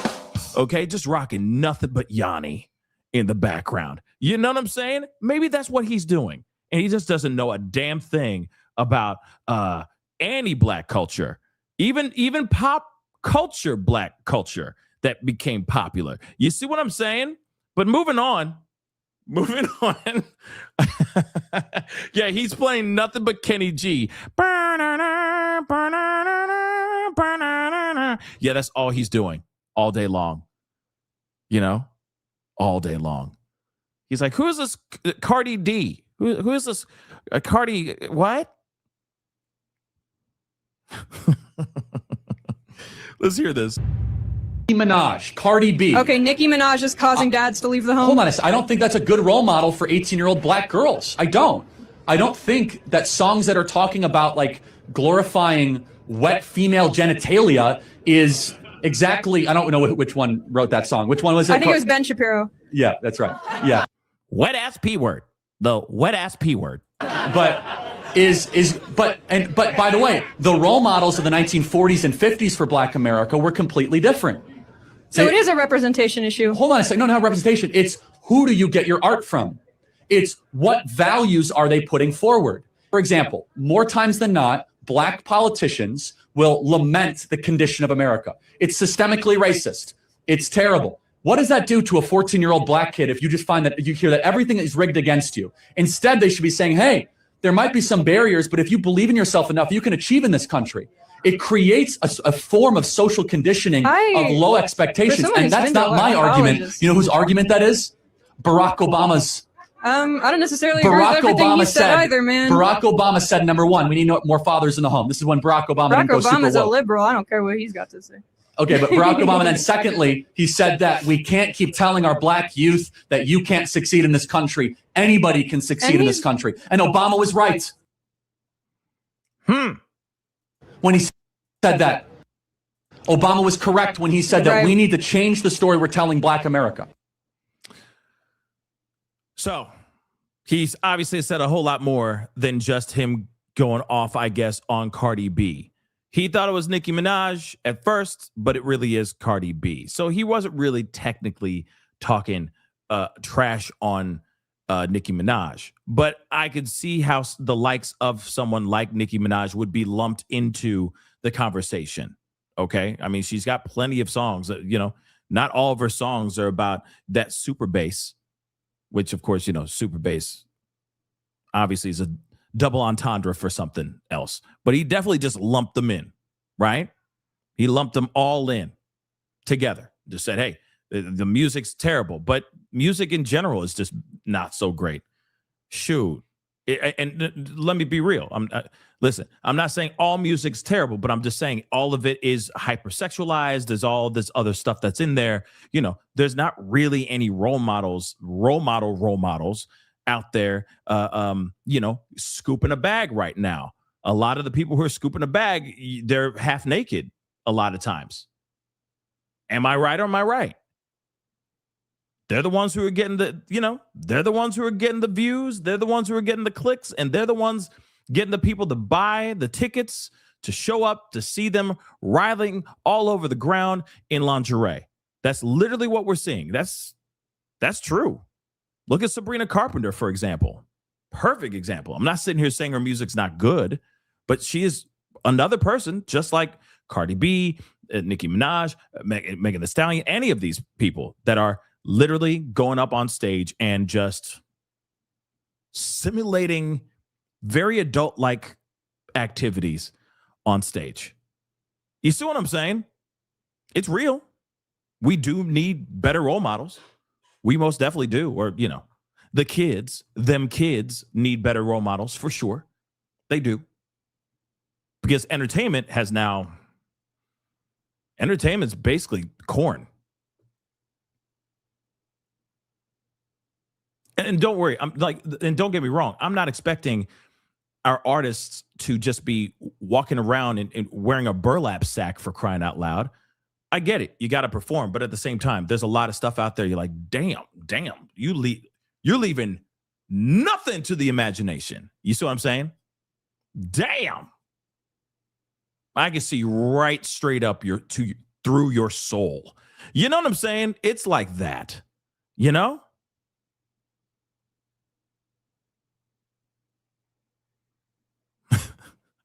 So again, pretty crazy stuff. But we got more. Again, I'm curious about what you guys think about the Nicki Minaj thing, that whole situation. You know, are you feeling it? Do you think, you know, it's, you know, that they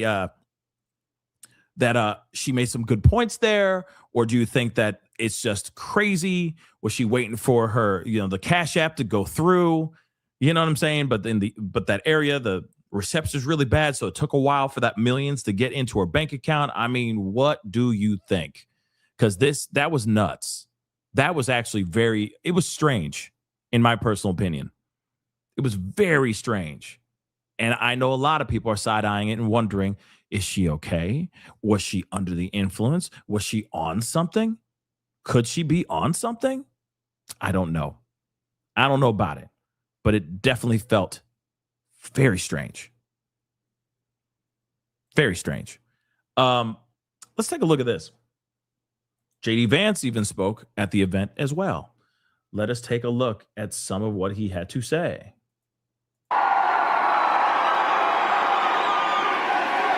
Oh, by the way, this is after he was endorsed by his love. No, I'm kidding. But this is after he was endorsed by Erika Kirk, saying that he, will be the next president in 2028. Now, I want to also make this abundantly clear. We've been known that. We've been known that he was going to try, or he's going to run. That is for sure. Doesn't matter whether you like to hear that or not. Doesn't matter if you think Trump's going to run again in 2028. He will run. He will run against Trump then in 2028. He most definitely will. I wouldn't be surprised if Tucker Carlson runs too. Yeah, I said it. Wait for it, though, because we got 3 more years till that actually happens, or I guess 2 more years till that actually happens. But when it does happen, just remember I said it here first. All right? But I think Tucker Carlson will actually run straight up. But we will see how that goes. JD Vance, he's been making his rounds. I'm skipping ahead.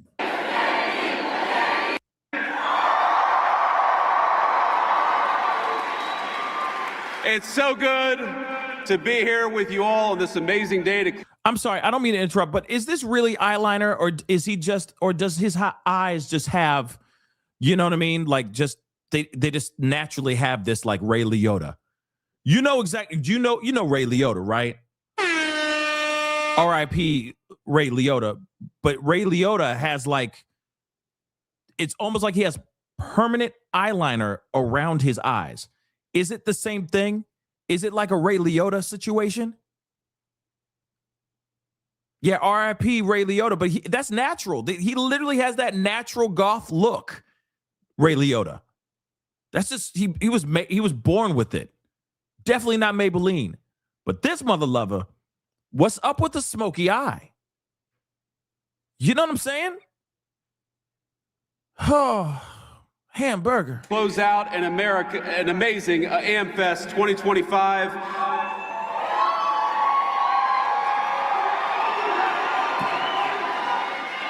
What an amazing crowd all of you are, and I have to admit, today solved one of the great insecurities that I had.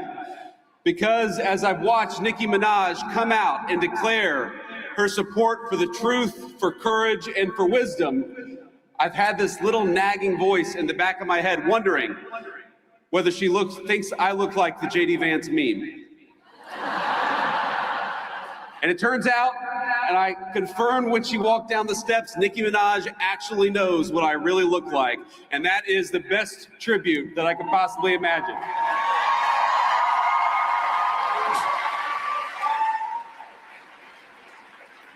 I have to start off with a note of gratitude. Erika, I cannot thank you enough for your strength, your grace, and your boot. No, I'm sorry. And your kind words of support for this administration and for me personally.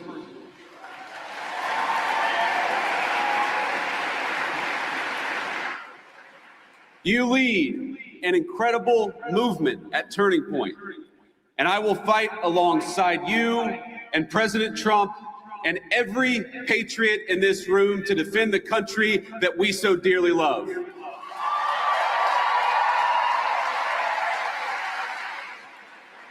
And when I say that I'm going to fight alongside of you, I mean all of you, each and every one.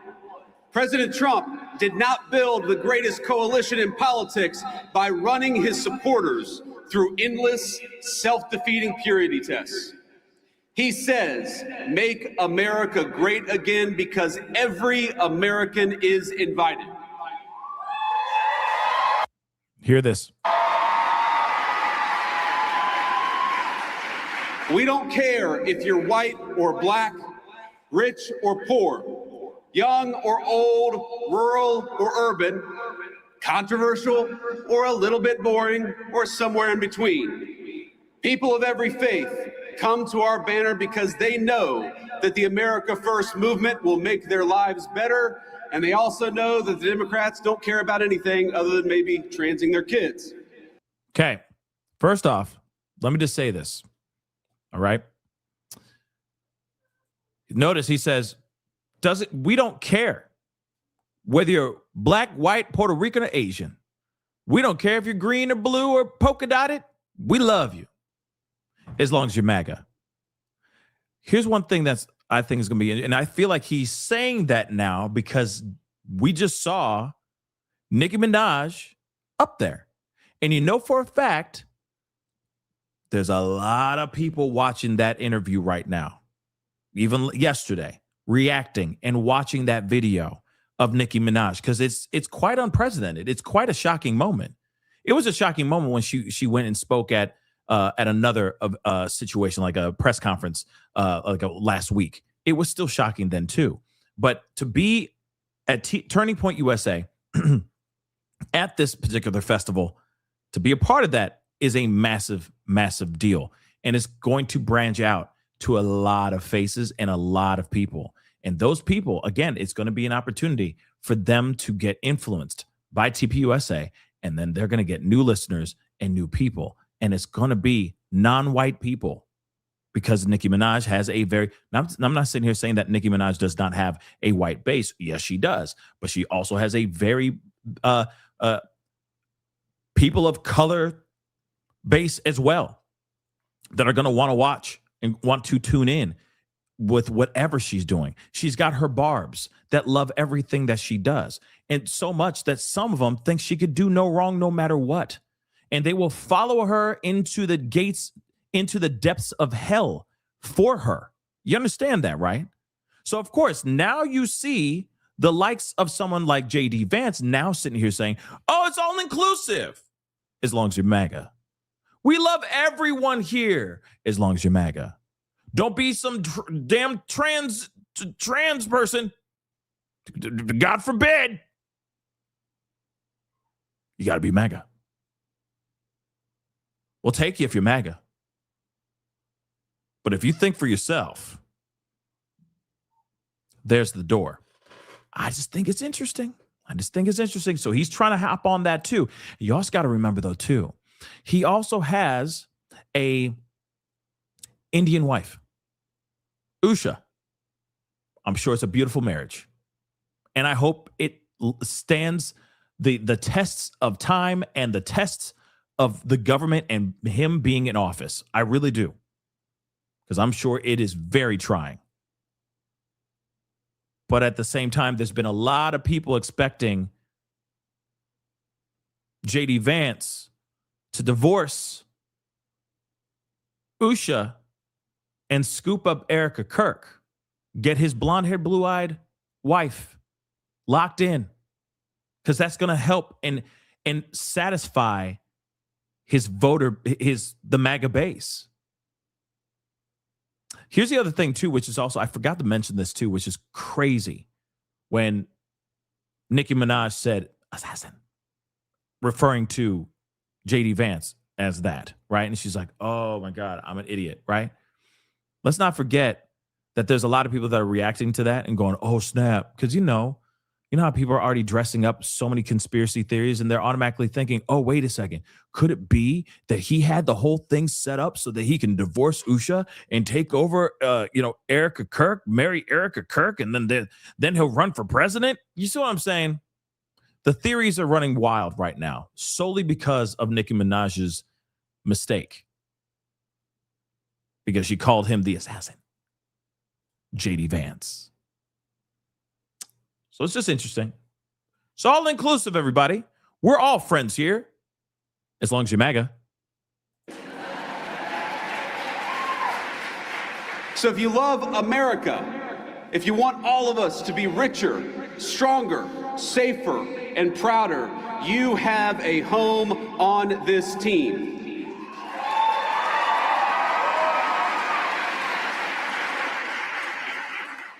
I didn't bring a list of conservatives to denounce or to deplatform, and I don't really care if some people out there, I'm sure we'll have the fake news media, denounce me after this speech. But let me just say, the best way to honor Charlie is that none of us here should be doing something after Charlie's death that he himself refused to do in life. He invited all of us here.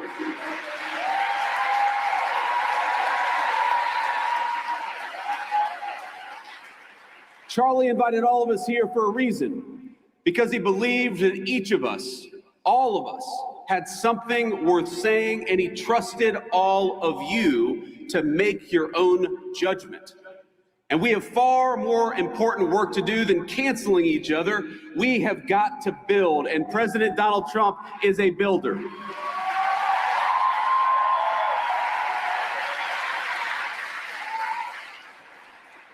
We're building a better country right now, and you have a rightful place in the success of your nation and the success of this movement. And we build by adding, by growing, not by tearing down.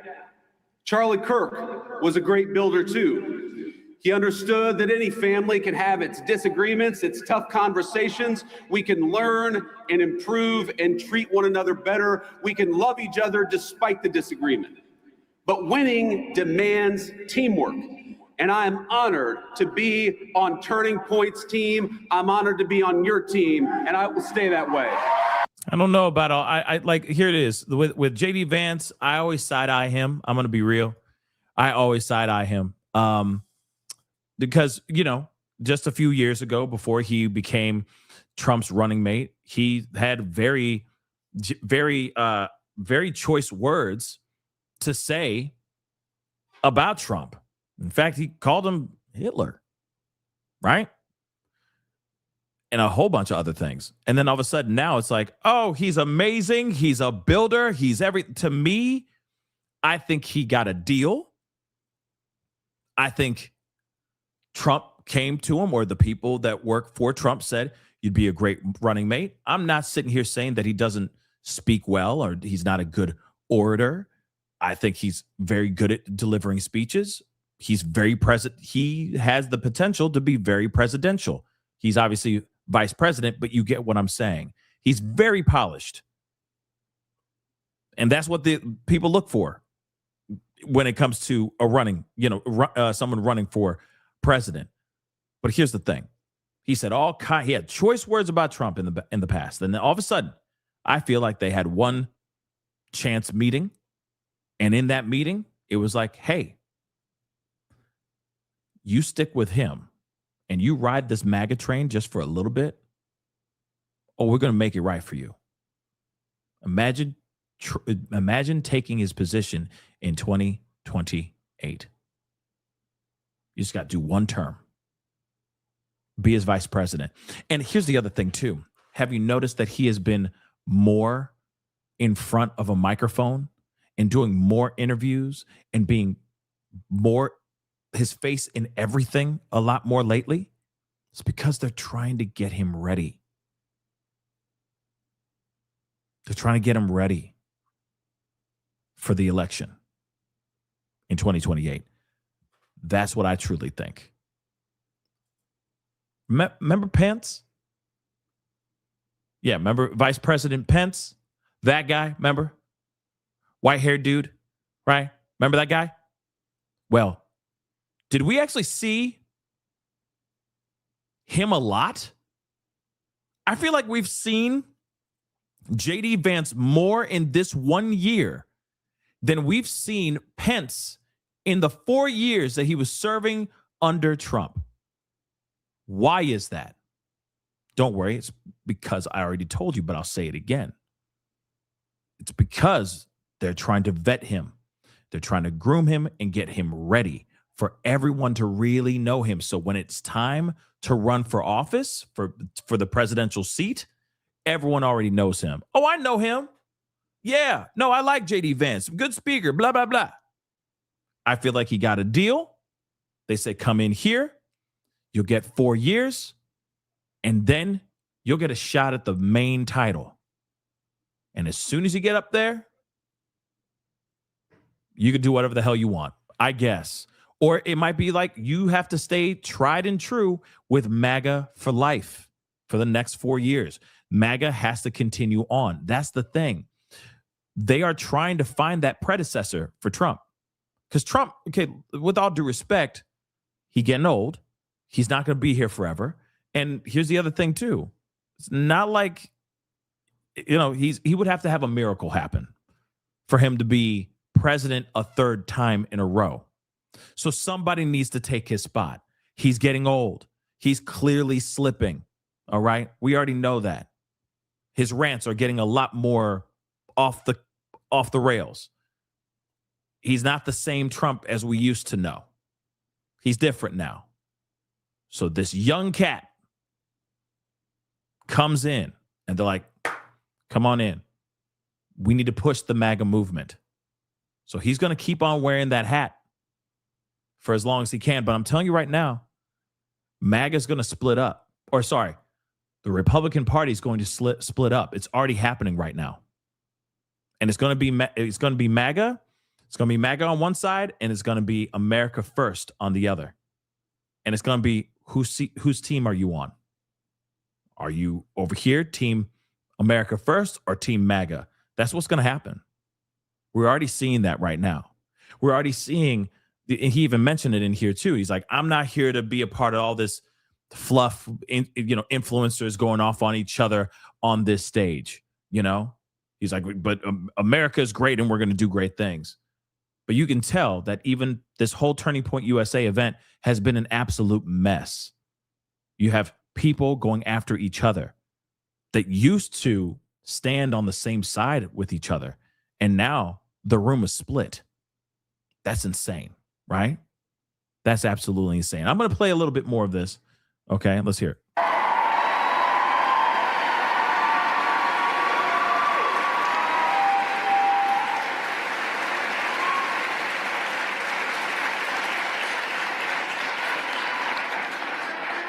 There's still so much important work to do, my friends. We're barely a year into this administration, not even a year into the administration.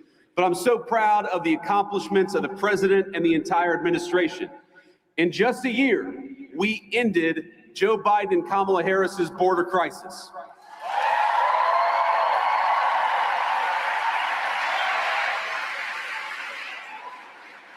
December marks 7 months straight of zero releases at the southern border.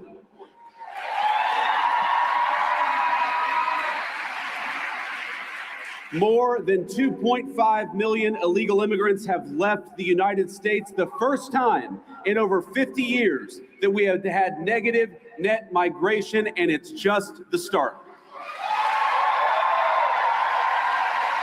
When you restore sanity at the border, it shows up everywhere else. Rent prices are dropping 4 months in a row, and more native-born Americans are working than ever before. Kamala Harris opened the border and destroyed the economy. The Trump administration gave you net negative migration and much more job creation.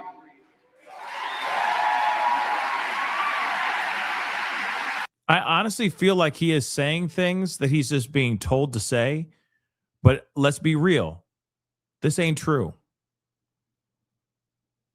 The economy is an absolute cluster F right now. You guys go and try to go and get a gallon of milk. Shoot, go get some eggs. And tell me if prices have changed. You know what? Actually, go get some gas. Fill up your tank with gas. Tell me if gas prices have gone down. Let's just start there first. You tell me. Okay? You tell me if America is getting better right now. Like I said, they're feeding us trash. They're feeding us trash.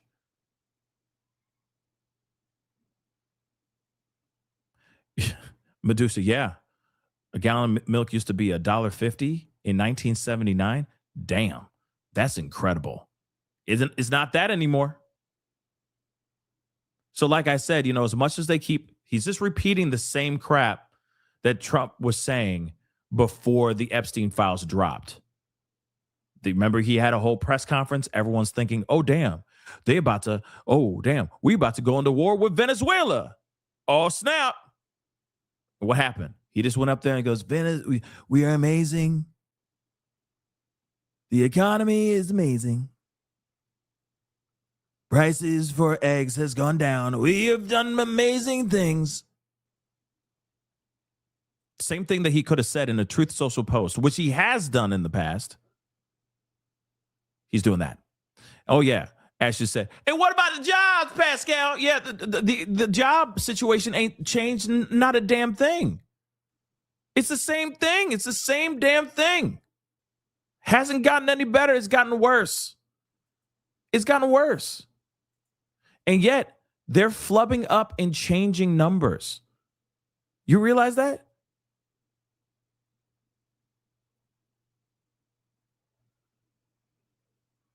They're flubbing things up and changing numbers. It's just as bad as them redacting 119 pages of the Epstein files, taking out 16, 17 files and photos from the Epstein files that were dropped, and then putting them back in there because they got caught doing that. You see what I'm saying? It's not good. It's not good right now. Maybe things will get better soon. I hope to freaking God it does. But nothing has changed. It's the same crap. It's the same situation. And they keep trying to put out this narrative that's not true. Not true at all. Now, one thing I do want to say really quick, it's a corny little thing, but I'm gonna share this with you guys really quick because I got one more thing I want to talk to you guys about real quick. But I don't know if you guys know, but I do have a Christmas song, okay? An original Christmas song, okay? It's called I Can't Wait for Christmas. I highly recommend you guys go check it out. If you can, go take a look. You could also download it on all streaming sites. Everything from from Spotify to Apple Music, etc. It's all on all those streaming platforms. So if you want to download it, by all means, go and download it. It's called I Can't Wait for Christmas. It's available on my YouTube channel, In fact, I am going to make sure I pin it to the top of the chat.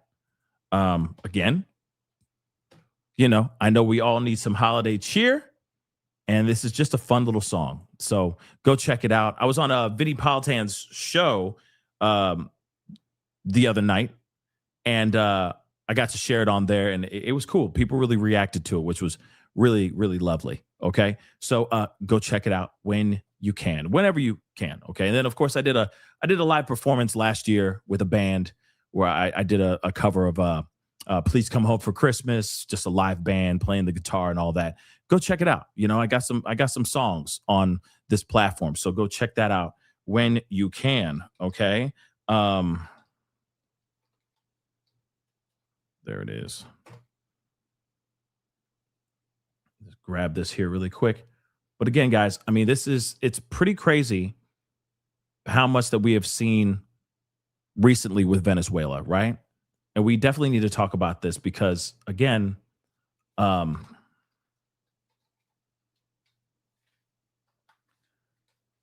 because clearly there's something more going on than just him saying, like, we need to take down Maduro because he's an evil man. Nope. Now they're saying that they have seized a third oil tanker in the Caribbean. So we got to talk about it. Because you clearly, I mean, if you think that this has nothing to do with oil, then you got another thing coming. Like, we are living, this is so crazy. But we're literally living in the George W. Bush era. That's what's happening right now. It's all about that oil. Straight up oil. Okay? That's it. They're trying to terrorize a country because they want to seize and take control over the oil. Now, let me explain something to you. Before I play this video and we take a look at this, I want to make this abundantly clear. It's very insane that we're doing that the America's actually doing that. We're going over to Venezuela and we're basically strong arming, trying to take over the oil.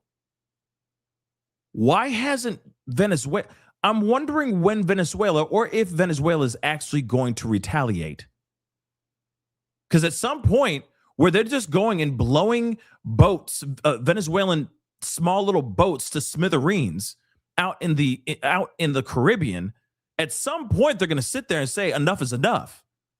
They have not shown any proof of these boats actually moving any type of substances of any kind. They're just straight up double tapping and taking people out. Why?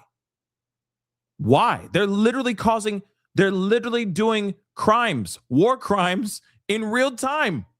And it's all about the oil. Has nothing to do with the substances that they say that Venezuela is allegedly smuggling into the country.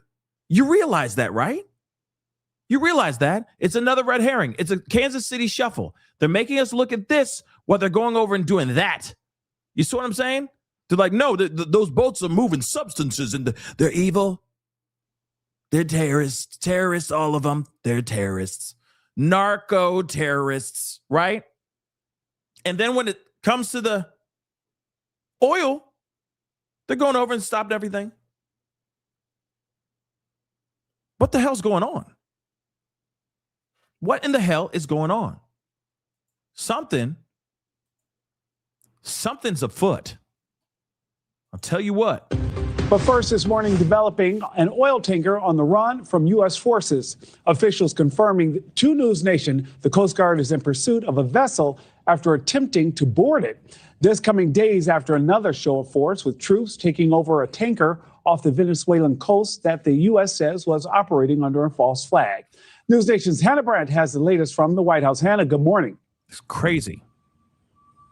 Hi, Nick. Good morning. In this latest case, we know that U.S. officials say this ship is sanctioned and flying a false flag. They also tell us it did not stop when U.S. forces encountered it, making any potential seizure of the ship more complicated. News Nation spoke to a retired Marine intelligence officer about exactly what could happen if this turns into a forced takeover of the vessel. Listen. This one is refusing boarding, at least as far as I know. We're still chasing it. And to take it by force would definitely be a very different situation and potentially could raise the stakes. So today we're watching to see whether the Coast Guard confirms that they have seized it or if this remains a pursuit of the vessel. And we're waiting to see whether we can learn more details about the ship's name and legal status as part of this ongoing chase. Now, we're also expecting President Trump to make an announcement later today alongside War Secretary Pete Hegseth and Navy Secretary John Phelan. So we'll be watching to see if this is what they talk about. We're certainly expecting that they'll get questions about all of this, Nick. Hannah, question for you, though. The U.S. seized another tanker in the same waters. What are we learning about that operation? Yeah, this is really becoming an ongoing trend, Nick. The Trump administration says that tanker that it seized over the weekend, the Centuries, was carrying sanctioned oil. Now, that seizure did follow President Trump's recent announcement that the U.S. would be blockading the tankers around Venezuela. And it actually marks the second oil tanker seized this month after U.S. forces took the Skipper to Texas. So if forces are able to seize that vessel that they're actively pursuing, that would be the third overall this month. Now, Homeland Security Secretary Kristi Noem posted the video of the weekend operation saying that oil tanker was docked in Venezuela before the Coast Guard moved in. While this ship itself was not on the U.S. Treasury sanctions list, the White House does claim it's part of Venezuela's shadow fleet. And that means it's accused of hiding flags, routes, or its ownership in order to dodge sanctions. Secretary Noem did post about this on X, saying the United States will continue to pursue the illicit movement of sanctioned oil that funds narco-terrorism in the region. We will find you and we will stop you. This is insane, y'all. Like, yo, Pretz, real talk. This is theft. That's all that is. You're hopping onto a freaking boat and just trying to take it over. Straight up. Like America has turned into pirates. Yarg me matey. We're all just going over there, and the pirates' booty is barrels and barrels and barrels of oil. Straight up.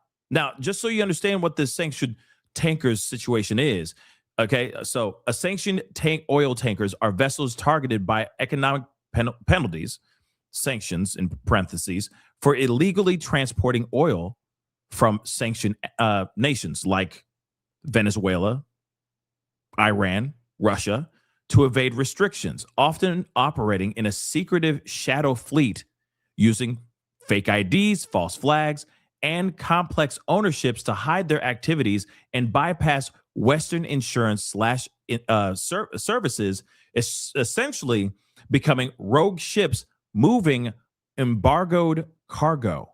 So again, they're basically saying, like, these guys are trying to fly under the radar, and they're saying, no, not on our watch. We're taking that oil.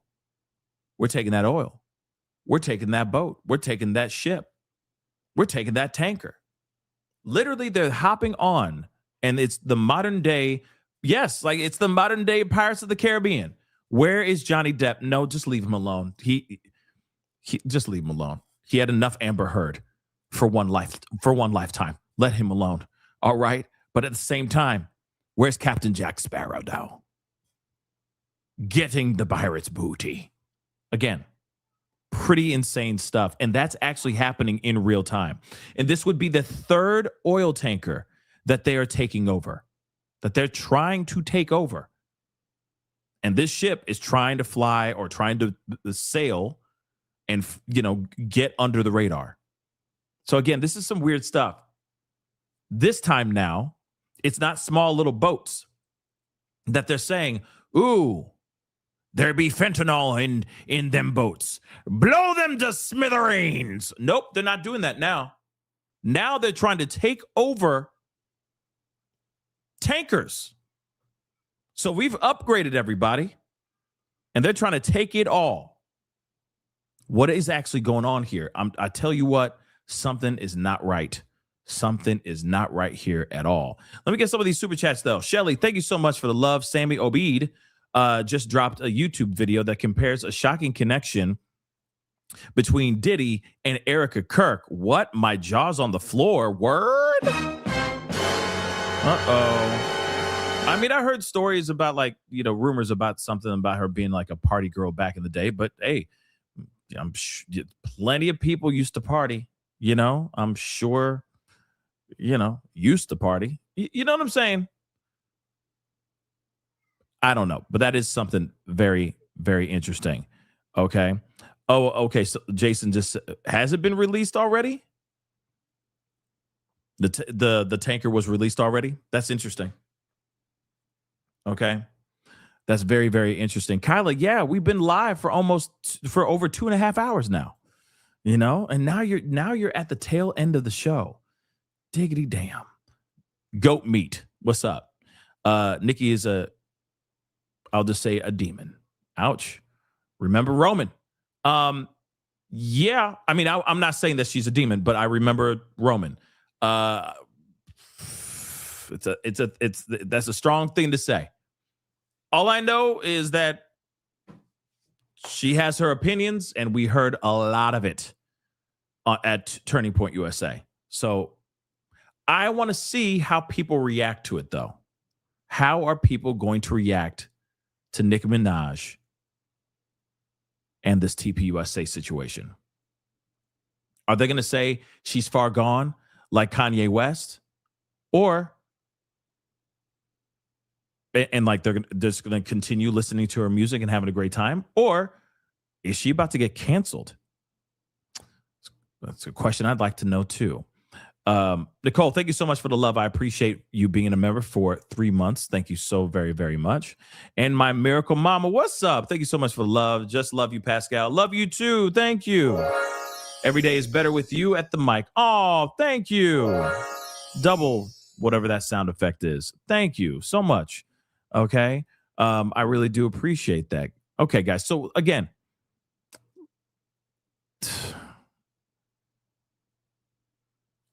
I wonder what, like I said, what's going to happen next?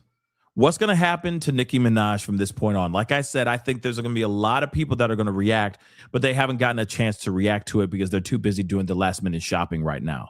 But as soon as this thing goes down, it's about to go absolutely nuck and futz out here in these streets. I think people are going to be very reactive to what she did, to what she said in the interview that she had with Erika Kirk.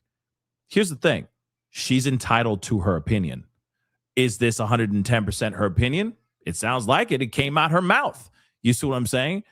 But some people are leaning on the possibility that she's not well in the head, that maybe she's going through some sort of mental health crisis. I don't know about all that. But what I do know is she said that, and now she either has to walk that ish back or stand 10 toes down on it. And I'm telling you right now, I'm waiting for a music video from her that is all MAGA, and the American flag in the background, her rocking a Make America Great Again hat and all that stuff, and Tom McDonald in the corner rapping 8 bars. Wait for it, because it's coming. It's freaking coming. It's freaking coming, okay? I don't know if her bank account is in crisis, Tamara. I don't know if her bank account is in crisis. Because let's be real, there are songs that are playing that she has classics. She's got hits. So I don't know, Super Bass, for example. It's going to be very hard for people to not want to listen to her music. You see what I'm saying? I'm just saying. It's the same thing as like R. Kelly. People are still rocking his music. So, shoot, Diddy as well. It's kind of hard to mute Diddy. He has touched a lot of music. That did not come out right. But you get what I'm saying. He's had his hands on a lot. That doesn't work either. His influence is in a lot of music. How's that? Okay. So, again, only time will tell what's going to happen with Nicki Minaj. But people are upset. And I understand. It makes sense. She out of pocket for this one, y'all. Anyway, guys, that is the show. Appreciate all y'all for being here. It really means a lot. Thank you so much for tuning in and being part of the conversation. Please do me a favor before we head out. Hit that like button down below.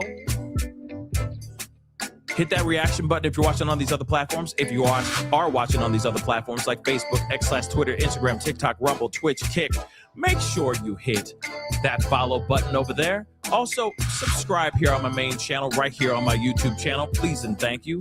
Subscribe. You